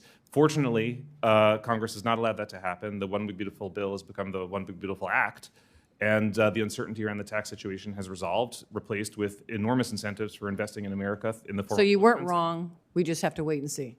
Well, Is the that bill what was you're saying? the bill was only enacted recently. Thank you. Mr. Chairman, I know my time is up. Thank you. Thank you. Senator Moreno. Thank you to all of you for being here. Congratulations on being appointed. Sit back and wonder how President Trump is getting such highly qualified nominees as you. And it's always an inspiration to see all of you willing to serve your country. I'll start with you, Mr. Hobbs, for the obvious reason, which is that you're from Ohio. Congratulations on your appointment. I think you're an inspiration to a lot of people who maybe sit around this room and see what's possible in their careers. And I give the chairman a huge props for developing quite an assortment of very qualified people. How do you balance the idea that we're spending a record amount of money to tackle homelessness, and yet homelessness continues to increase in this country? Thank you, Senator, and it's an honor to sit before my home state senator today. Homelessness is an absolute crisis, and the HUD's budget has more than doubled in the past 4 years, and yet homelessness continues to rise and rise and rise. And that's because the solution to homelessness isn't just a house. It's also addressing mental health. It's addressing substance abuse and crime and vagrants on our city streets. And President Trump is leading on that with his recent executive order. That's great. And we had Secretary Turner out to Columbus, Ohio, a place called Vista Village that does exactly that. So it's great to see you guys leaning in and looking for innovative solutions. Mr. Curts, I know that you claim to be from Georgia, but your heart is in Ohio. Is that correct? I am quite the Browns fan, yes, Senator. There you go. Perfect. I just want to make sure. And that's not easy, by the way. Let me just point out, that's not easy to do. That's leading questions. So thank you for being here as well. And talk a little bit about what you think, what you're going to be doing when it comes to tackling the housing sector that you're going to be overlooking. Yes, Senator. So thank you for the question. And again, thank you for the time that we were able to share earlier this week with you and your staff as well. Ultimately, the issue of housing availability and affordability is going to be tackled and accomplished at the local level. What the federal government can do is we can lead on this issue and we can provide resources to execute to that end.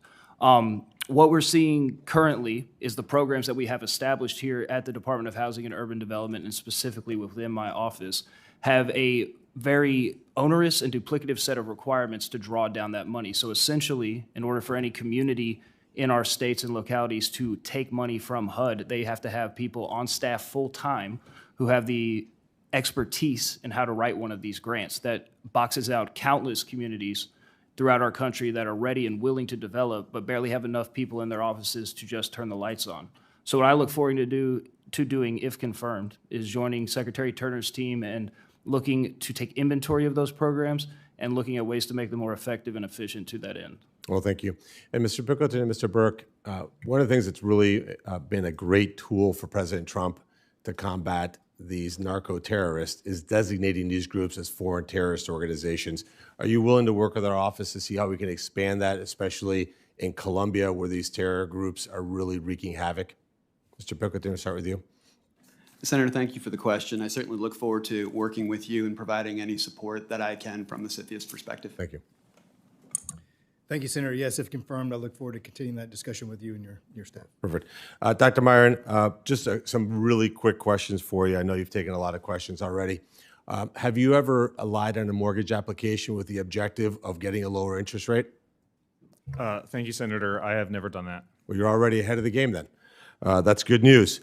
Do you think that it's appropriate for the Federal Reserve to weigh in on DEI?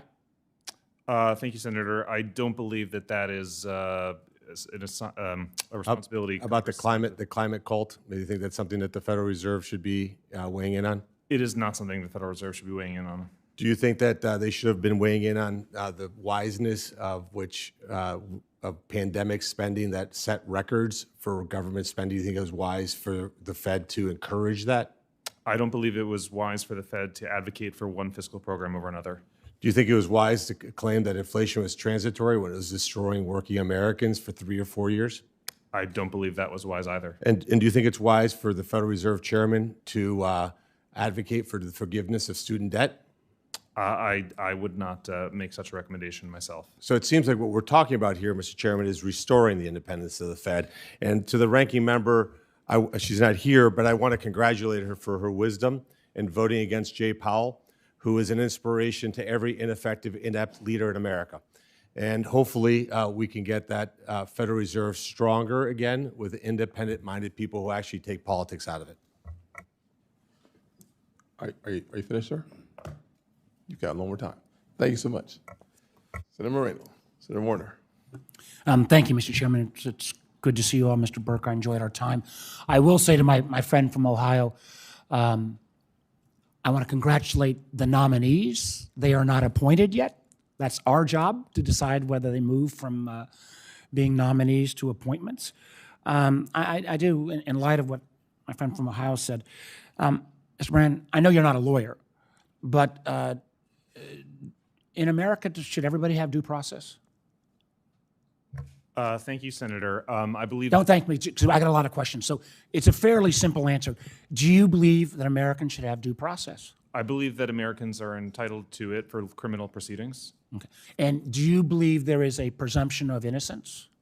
Again, I'm not a lawyer, but that's my understanding in criminal proceedings. Okay. So regardless of what charge has been made, I understand there's not even, maybe this morning something was open, but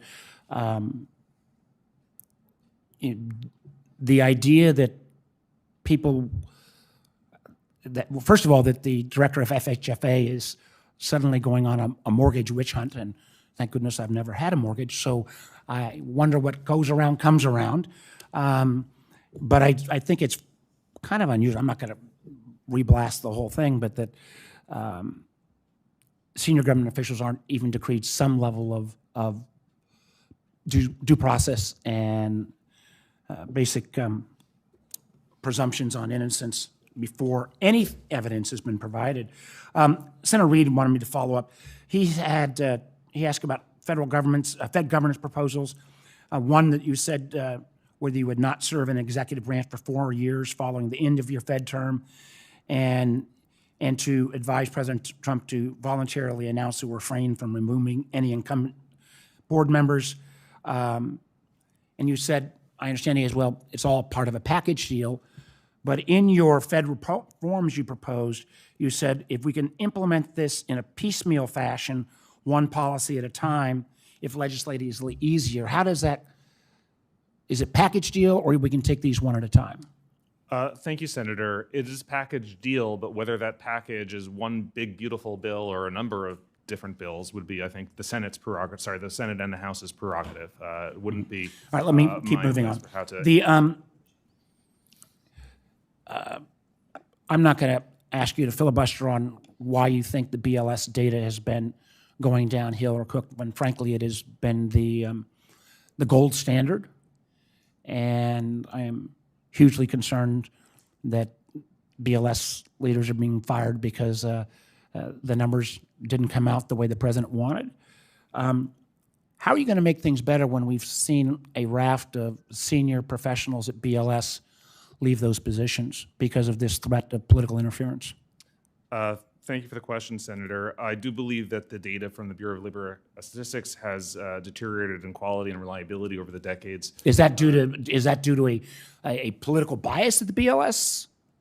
Well, it's due to it's the root cause. There's two issues at play. One is declining response rates over time, and two is a inability, refusal to do something to correct for those declining response rates. And that's going to be solved by cutting professional staff? Well, I believe that it needs an overhaul and fresh pair of eyes, and I'm excited for. So are you making the accusation that the BLS data is being politically influenced? I just need to know that. I'm making the statement that BLS leadership did nothing to arrest the deterioration in data quality. Is it appropriate for the President of the United States to call out and fire BLS leadership simply because he doesn't like the results?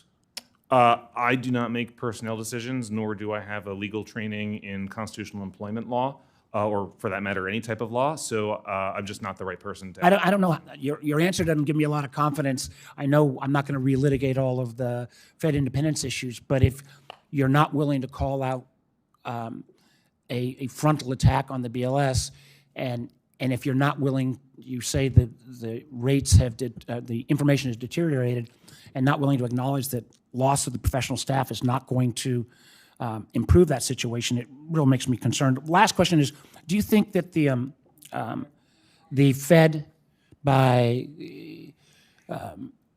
politicized and simply responding to lowering interest rates, will be able to overcome any resistance from the bond market if the bond market says, oh my gosh, we've lost the independence of the Fed? Can you speak to that for a few seconds?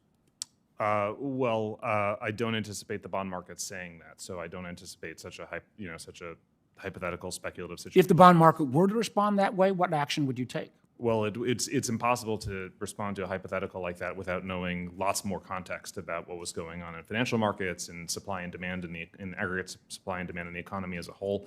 That's the type of sort of hypothetical about which it's impossible to speculate without a much more fulsomely specified set of conditions. I give you credit for your ability to filibuster. So, thank you, Mr. Chairman. Senator Hagerty. Thank you, Mr. Chairman. Let's talk about the Fed's independence. That's been a big issue here today. There's been a lot of talk about it, and I find it particularly rich that the Federal Reserve's independence is suddenly a big issue from a party that's long sought to systematically inject its ideology into the work of the central bank. Let me get into some specifics here to make my point. President Biden once called for adding racial equity to the Fed's dual mandate. He appointed a Fed governor who sought to redirect capital from fossil fuels to green energy by using the Fed's oversight function to influence bank lending decisions. Biden even endorsed Democrats' efforts to make the Fed conduct monetary policy based on racial outcomes.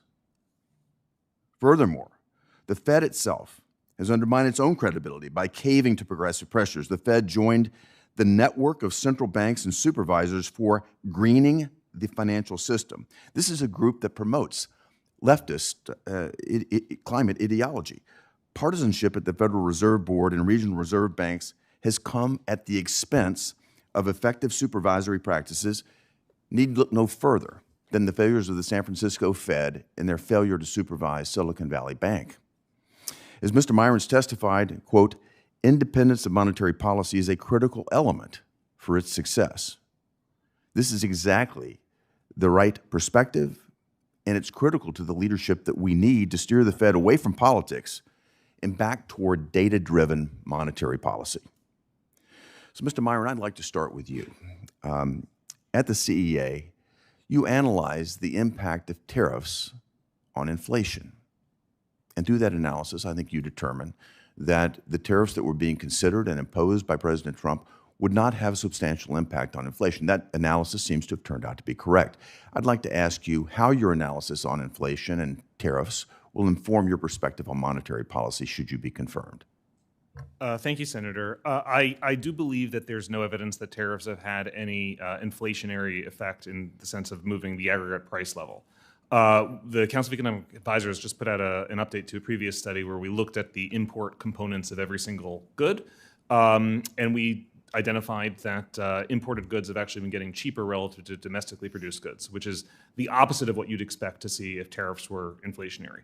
Moreover, there's no sense in which U.S. goods inflation has diverged from goods inflation internationally, which again is something you would expect to see if tariffs were inflationary because the U.S. is implementing significant tariffs, but other countries are not.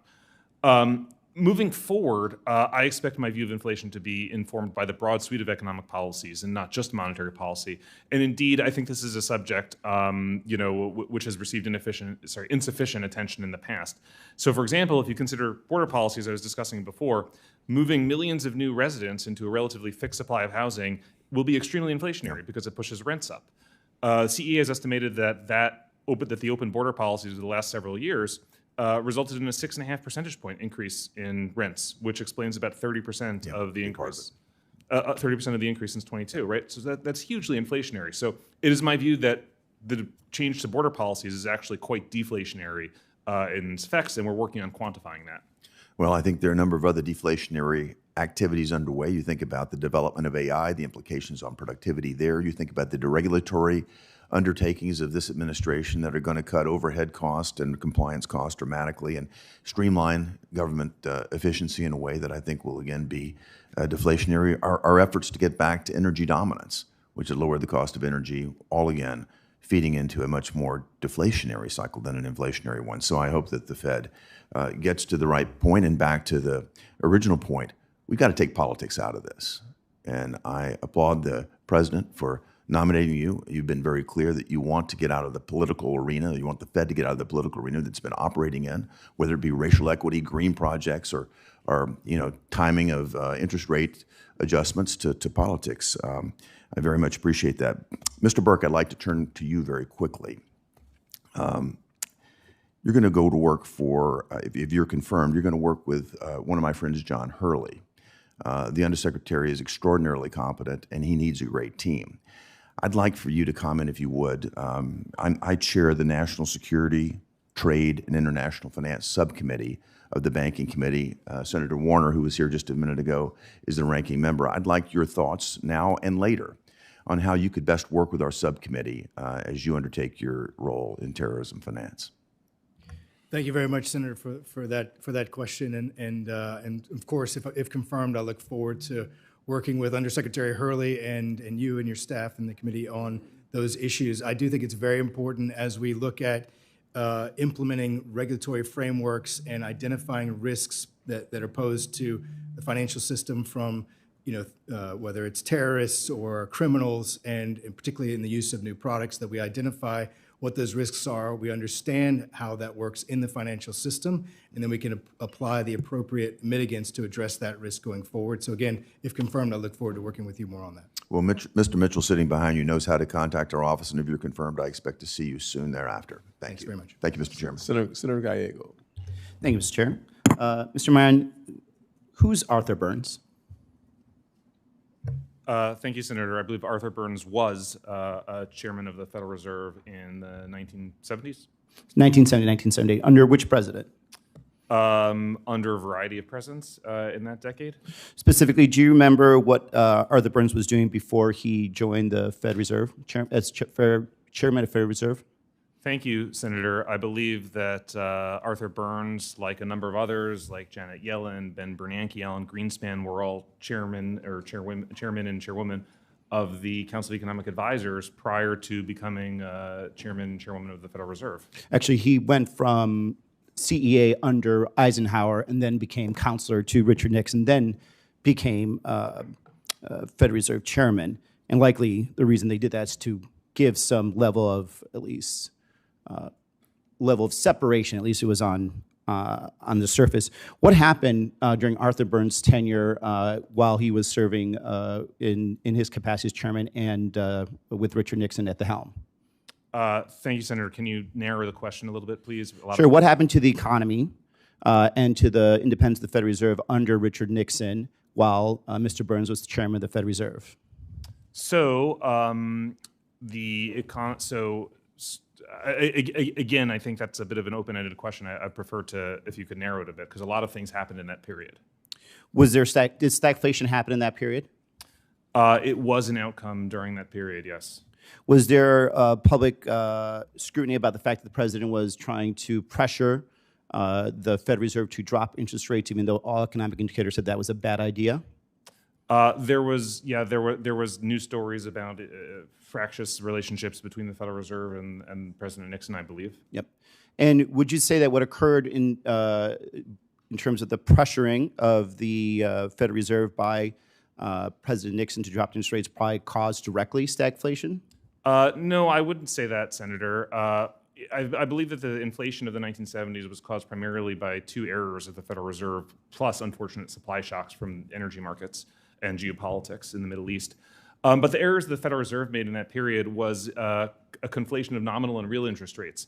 And by failing to raise nominal interest rates by more than inflation went up, they actually kept real interest rates relatively steady. So you're telling me that no matter what many, reclaim my time here, a lot of us, whether it was our basic understanding of economics, historically speaking, what everyone understands was direct pressure on the Federal Reserve to actually drop interest rates that were not matching the economic situation, had zero contribution to stagflation that really plagued America for almost 10 years. No, I don't believe there's that the consensus that you portrayed. I don't believe that consensus exists. Indeed, there were. I get back. Take back my time. You understand why we're concerned? Because we've seen this playbook, right? Let me read something to you. The president looked wild, talked like a desperate man, fulminated with hatred against the press, took some of us to task, apparently meaning me, chairman of the Council of Economic Advisors, and Paul McCracken, or both, for not putting a gay and optimistic face on every piece of economic news, however discouraging. Propounded the theory that confidence can best be generated by appearing confident and coloring, if need be, the news. That sounds a lot like Donald Trump. That was actually Richard Nixon complaining to the Fed chairman, Arthur Burns, trying to get him to bring down interest rates. And of course, he did eventually, and the country ended up paying almost with one decade of purely bad economic news as well as stagflation. So I don't understand how you don't see why many people are worried about the fact that you're going to go into a temporary position, hold your other position within the White House, and we don't feel like the sword of Damocles is going to be hanging over your head if you don't lower interest rates, right?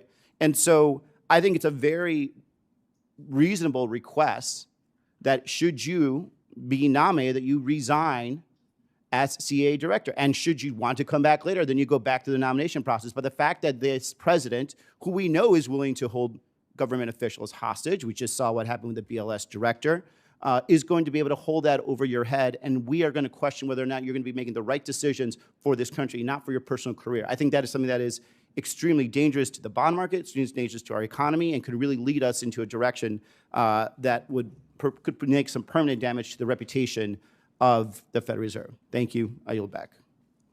Senator Lummis. Thank you, Mr. Chairman, and thank you, Mr. Banks. Mr. Pinkerton, Pilkerton, excuse me.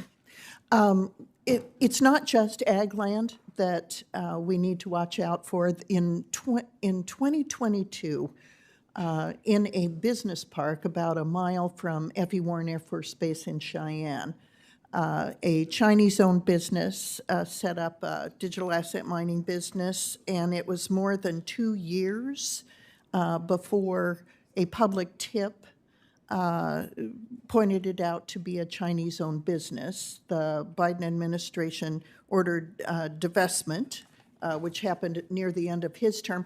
How can we assure that, and what steps could you take at CFIUS to make sure that we do know when a Chinese-owned business is locating near a critical, in this case, land-based nuclear missile site? Senator, thank you very much for that question. And I absolutely share your concern. That example is incredibly concerning. And it goes back to something that I referenced before, the idea of focusing on companies that were not notified of, where there would be, in this instance, the term is a covered transaction. We can't protect against what we don't know about. Yeah. So I would look forward, if confirmed, to working through all of the authorities within CFIUS as it currently stands, working with the various communities who would be able to provide intelligence, information, as well as law enforcement to work on these issues. And if given the opportunity, once again, would love to work with you on this. Thanks, Mr. Pilkerton. Dr. Miran, I think we all want to see independence at the Fed when it comes to monetary policy. But there's more than one function at the Fed. There's monetary policy and there's bank supervision. Now, in the case of bank supervision, the bank supervision and payment regulations are clearly regulatory functions. So they're not subject to that kind of independence. They are subject to the direction of the president. Now, what I've seen in the last 4 years is the Federal Reserve Board and the reserve banks hiding behind the monetary policy independence with respect to bank supervision and payments. There's no basis in the law for bank supervision to be completely independent, just the way it is for monetary policy. Do you agree with that those are different functions? Thank you, Senator. Yes, I do agree that they are different functions.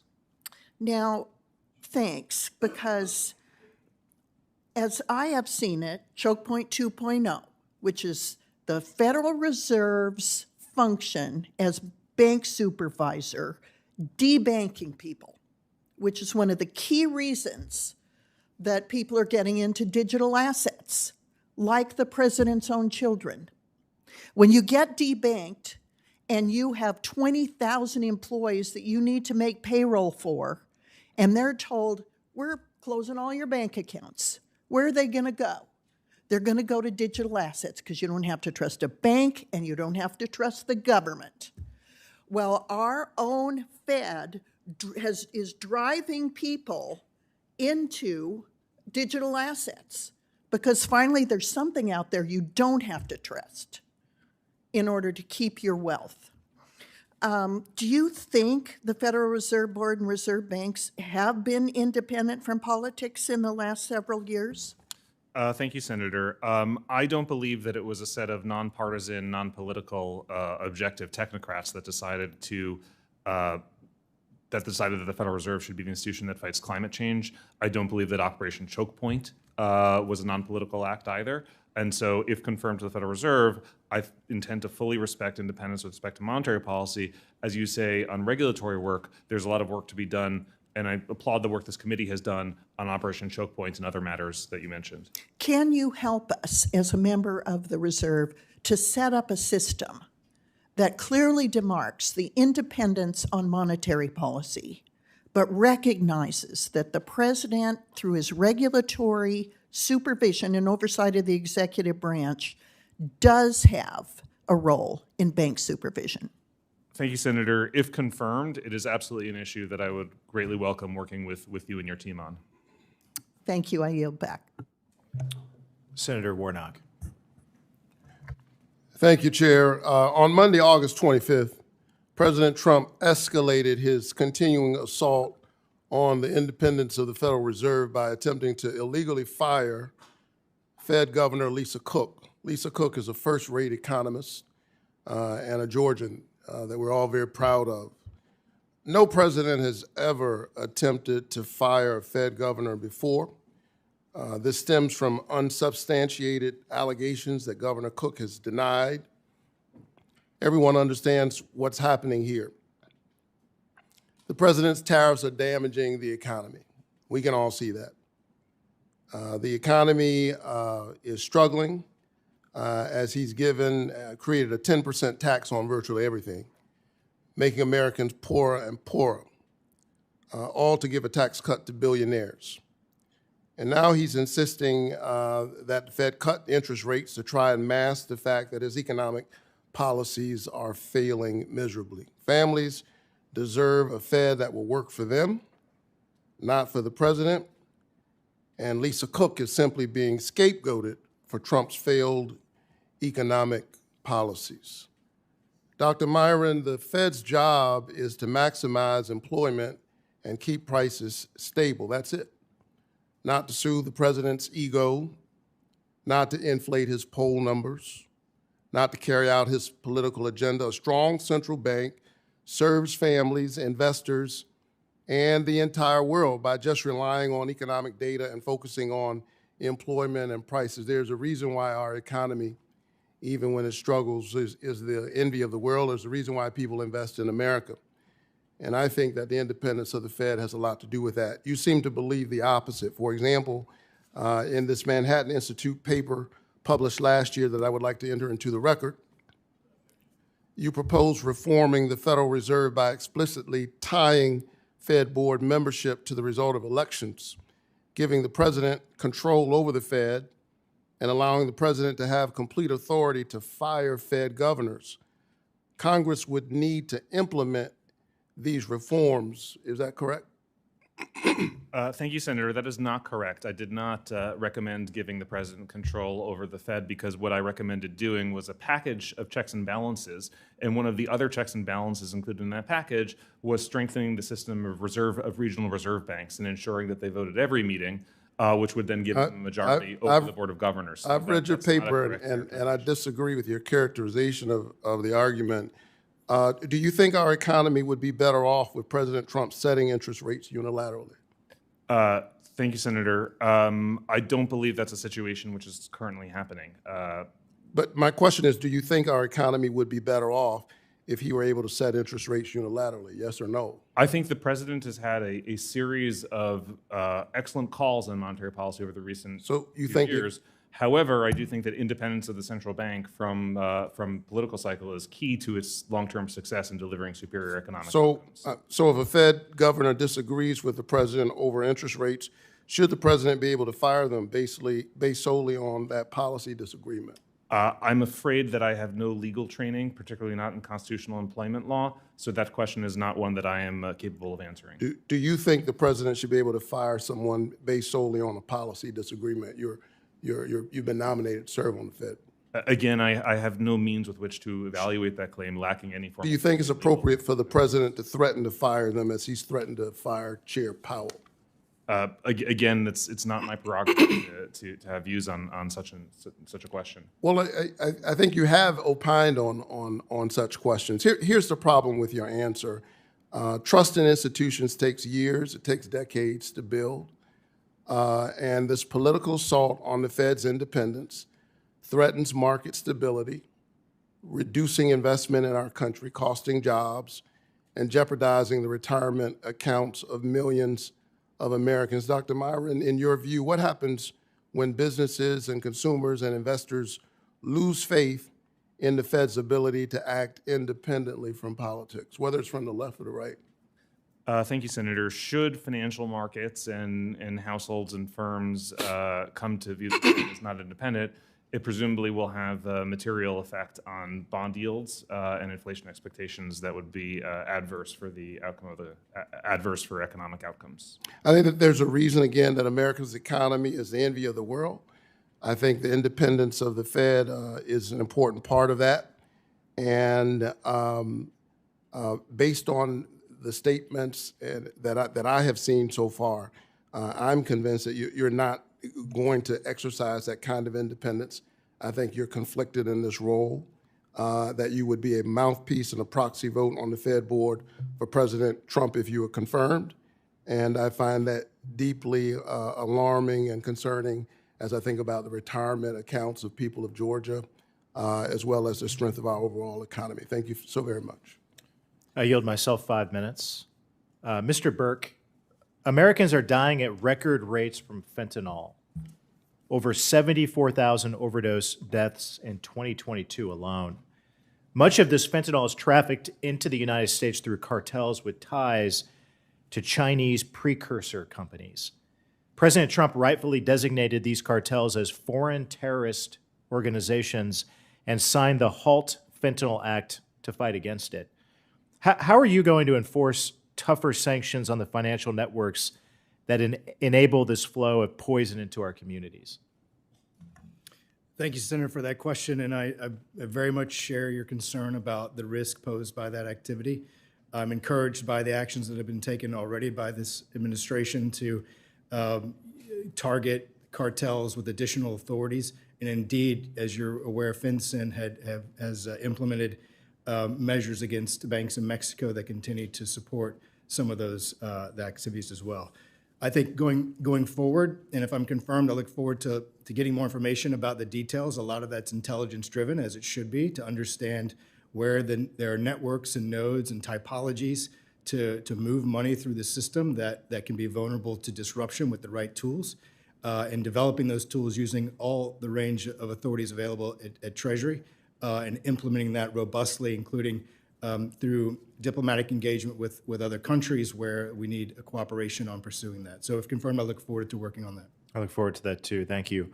Mr. Hobbs, each year HUD distributes tens of billions of dollars of housing assistance to families in poverty through programs like the Housing Choice Voucher Program in Section 8.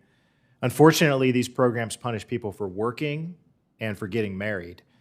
How will you specifically reduce these harmful penalties that discourage marriage and career advancement as they jeopardize housing support? Thank you, Senator, for the question, and that's an issue I hold very deeply. Unfortunately, it is currently statute that we take about 30% of a low-income person's income. Whether they get married, we'll take their spouse's income, or they get a job increase, we'll take 30 cents on the dollar. And as you said, it's incredibly disincentive to work and marriage. One thing we are doing is we're exploring every opportunity and every regulatory and statutory flexibility we can to empower local public housing authorities to promote self-sufficiency. We're looking at things such as time limits. We're looking at things such as work requirements, the family self-sufficiency program, and others can be utilized towards this end. But I would love to be able to work with this body on those statutory obstacles. Great. I look forward to working with you on that too when you're confirmed. Mr. Curts, last month, Senator Warner and I introduced the Reside Act, a bipartisan piece of legislation that was passed through this committee as part of Chairman Scott's Road to Housing package. It's a common sense proposal that directs existing funds through the Home Improvement Partnership Program to renovate blighted industrial buildings into homes for working families. When I was home for the August recess, I met with mayors, Republican and Democrat, of small and big cities all through the state of Indiana, and they very much welcome this type of solution to the housing crisis in their communities. But how else can, in your new role when you're confirmed, can you innovate proposals like this to help tackle our dire housing supply crisis? Well, Senator, thank you for the question, and I do commend this committee for the actions that they've taken specifically in that Road to Housing Act. And it's part of what is so exciting about working in this space is that I think we all agree on what the goals are here, which is to, again, increase the amount of affordable housing and to decrease the amount of homeless Americans that we have.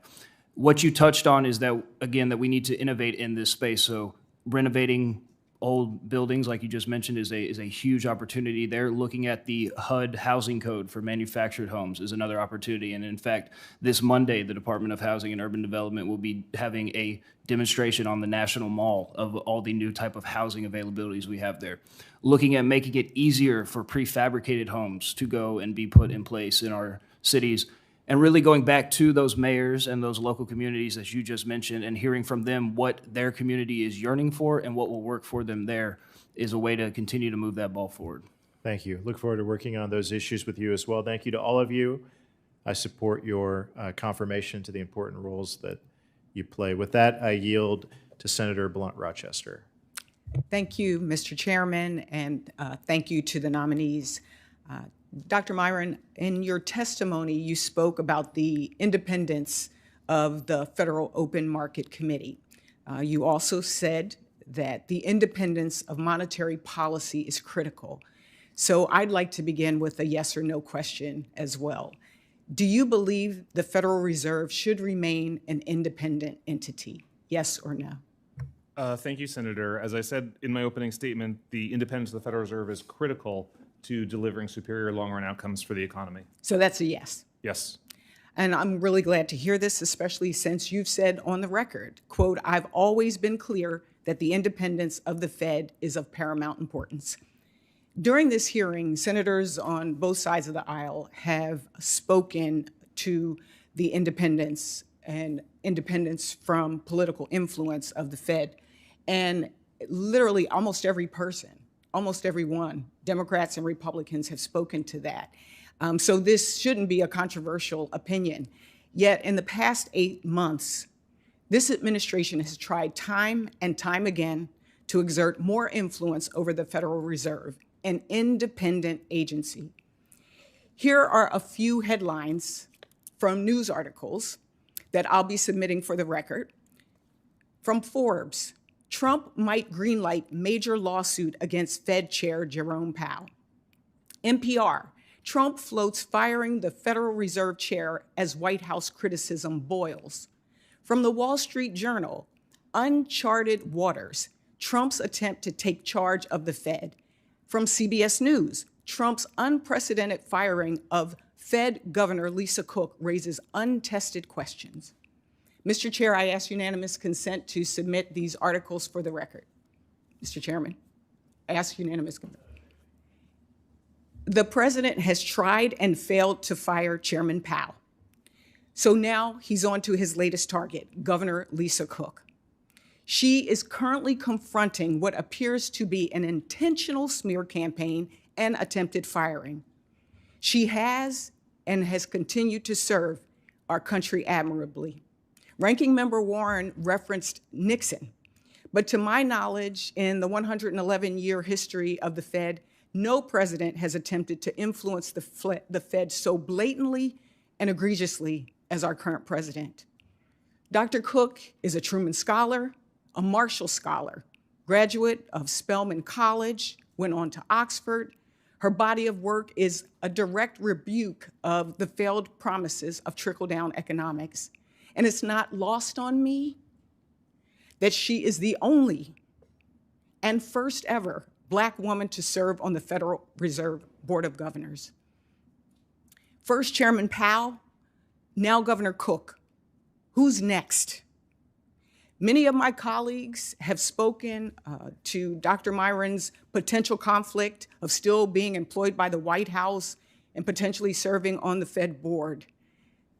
Even in the questioning about whether or not, what are some of the qualifications, what are the powers that the president has, one of the things that you said, Mr. Myron, is I have no legal training on the issue around removal of Fed governors.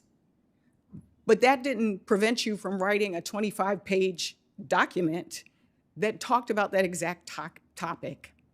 The bottom line, the strength of our economy relies on an independent Federal Reserve. And Americans rely on a strong economy to afford the basic goods and services needed to survive and thrive. I hope that I can count on my colleagues to voice all of the collective support for a Federal Reserve Board to stay strong and do that amongst or against any of the president's attacks on this independent operation. I, again, am very concerned for where we're going as a country when there aren't those checks and balances. And again, my colleagues across the aisle all spoke pretty much unanimously to the independence of this agency. And so I look forward to seeing us put our proverbial money where our mouth is. Thank you, and I yield back. Senator Van Hollen. Thank you.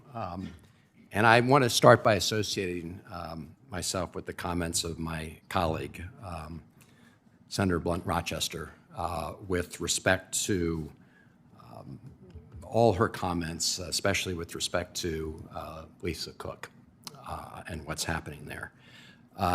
Dr. Myron, I've been following closely these proceedings and your responses. I just want to confirm that you would like to keep open the option of returning to the Council of Economic Advisors after your 4-month stint, should you be confirmed. Is that right?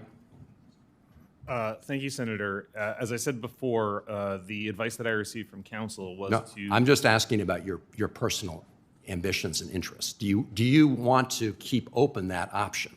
Well, 4.5 months from now is, on the one hand, a short time, but it's also a very long time, and I have no idea what the world is going to look like. But the fact that, you could resign, could you not? I could, and as I said earlier, if I were nominated to a term that's longer than 4.5 months and confirmed to that term, I would resign. Right. So I just don't know why you have such a hard time responding to my question, which is you want to keep open the option of returning should your term be 4 months. That's what you want to do, right? I'm following the advice of counsel, and Did the counsel advise you that you could resign if you wanted to? Yes, counsel did advise that I could if I wanted to. Of course you could. And so you want to keep open the option of returning to the Council of Economic Advisors. So my question here is pretty simple. It would be up to President Trump as to whether or not you were able to return to the Council of Economic Advisors, right? Well, as the Council of Economic Advisors is a part of the president's administration, the president would be able to decide who staffs that agency. Exactly, right? He could decide not to bring you back, right? This is a pretty straightforward. Yeah, question. the president can decide who staffs that agency. Yeah. And so do you think that President Trump would want to have you back at the Council of Economic Advisors if you defied his wishes in your votes and actions on the Federal Reserve, should you be confirmed? I do not know, the inside of anyone else's mind. What I can tell you is that if I am confirmed to the Federal Reserve, I will act independently based on my own independent analysis of the economy and economic policy. Well, let me help you out, and I think a couple of your boss's tweets would be reflective of his state of mind. This is a tweet from the 1st of this month. Quote, Jerome, too late Powell, a stubborn moron, must substantially lower interest rates. Now, if he continues to refuse, the board should assume control and do what everybody knows has to be done. So are you seriously telling me that if you were to vote and exercise judgment that was not consistent with what the President of the United States wants, that the President would not have you back at the Council of Economic Advisors, the job that you want to hold open for yourself? Thank you, Senator. I actually interpret that statement as an exhortation to independent action by encouraging the members of the Federal Open Market Committee to vote their own views as opposed to taking direction from a chairman of the Federal Reserve. So I interpret those words as rather the opposite of what you do. Have you've not seen the tweets where the President has threatened to try to fire Powell? Have you not seen those? I've seen posts on Truth Social. Okay. Well, I mean, he has done that repeatedly. And so for you to suggest that the President would somehow welcome you back with open arms at the Council of Economic Advisors, should you vote in a way that is opposed by the President of the United States, is just not credible in any way, given the President's repeated actions. Let me ask you about the situation over at the Bureau of Labor. Here's another tweet, actually the same day as the earlier one. Today's job numbers were rigged in order to make Republicans and me look bad. I have a very simple question, Dr. Myron. Do you think that the statistics were rigged in order to make the President look bad? I think the statistics were allowed to deteriorate in quality steadily over the long. That's a very different issue. We may agree or disagree on that, but that's very different than suggesting that they were intentionally rigged. Are you seriously suggesting, as the President did, that the numbers were rigged? Just a yes or no. I believe that the numbers were allowed to deteriorate without taking corrective action. That's non-responsive. I mean, it's non-responsive. Senator's time has expired. Senator also Brooks. Thank you, and good afternoon. Normally, for a nominations hearing, We use our 5 minutes to ask questions of the witnesses, and unfortunately, these are not normal times. I've been watching hearings from another part of the Senate today, and I believe that to make a long story short, this administration is making Americans both sicker and poorer. And so today, the nomination of Dr. Myron to be a member of the Federal Reserve's Board of Governors is an attempt to rewrite the tragic story that the Trump economy is telling the American people. This administration wants to find someone else to blame for the chaos that we're all experiencing, and that's why they are illegally attempting to fire a current member of the Federal Reserve. That's why they fired the leader responsible for providing objective economic data to the American public because they did not like the facts. Dr. Myron, who's before us today, is one of the chief architects of the Trump economy. So let's talk about that economy. The American people remember just 8 months ago when this administration took over. This president promised to end inflation on day one. He promised energy and electricity prices would be slashed. He insisted that housing prices would decrease, and he said that he would make America affordable again. 8 months later, what we know is that President Trump has no wins to celebrate. His promises have proven fraudulent. Prices have not gone down. In fact, they've gone up. The Trump tariffs, of which Dr. Myron is a strong proponent, are harming Maryland families and businesses. Prices of groceries and other goods continue to rise, and middle and working class Americans are worried. This week, a new poll found that a record low number of Americans now believe that their hard work will improve their standard of living. I believe that Dr. Myron knows the Trump economy is, in fact, failing. And that's why he's publicly celebrated Trump's firing of the leader of the Bureau of Labor Statistics, because you know what? He did not like the facts. It's pretty obvious to me and to everyone else paying attention, Trump's economy is an unmitigated disaster. It's harder than ever. I just met with a number of young people who came to me, and it's harder than ever for a young American to buy a home, and they know it. And the American dream is slipping further out of reach for millions of people. America's promise has always rested on the idea that its citizens can have a fair shot at the American dream. Yet President Trump's economy is destroying that foundation. This is an ugly story. The American people are struggling as a result, and this administration is searching for a scapegoat.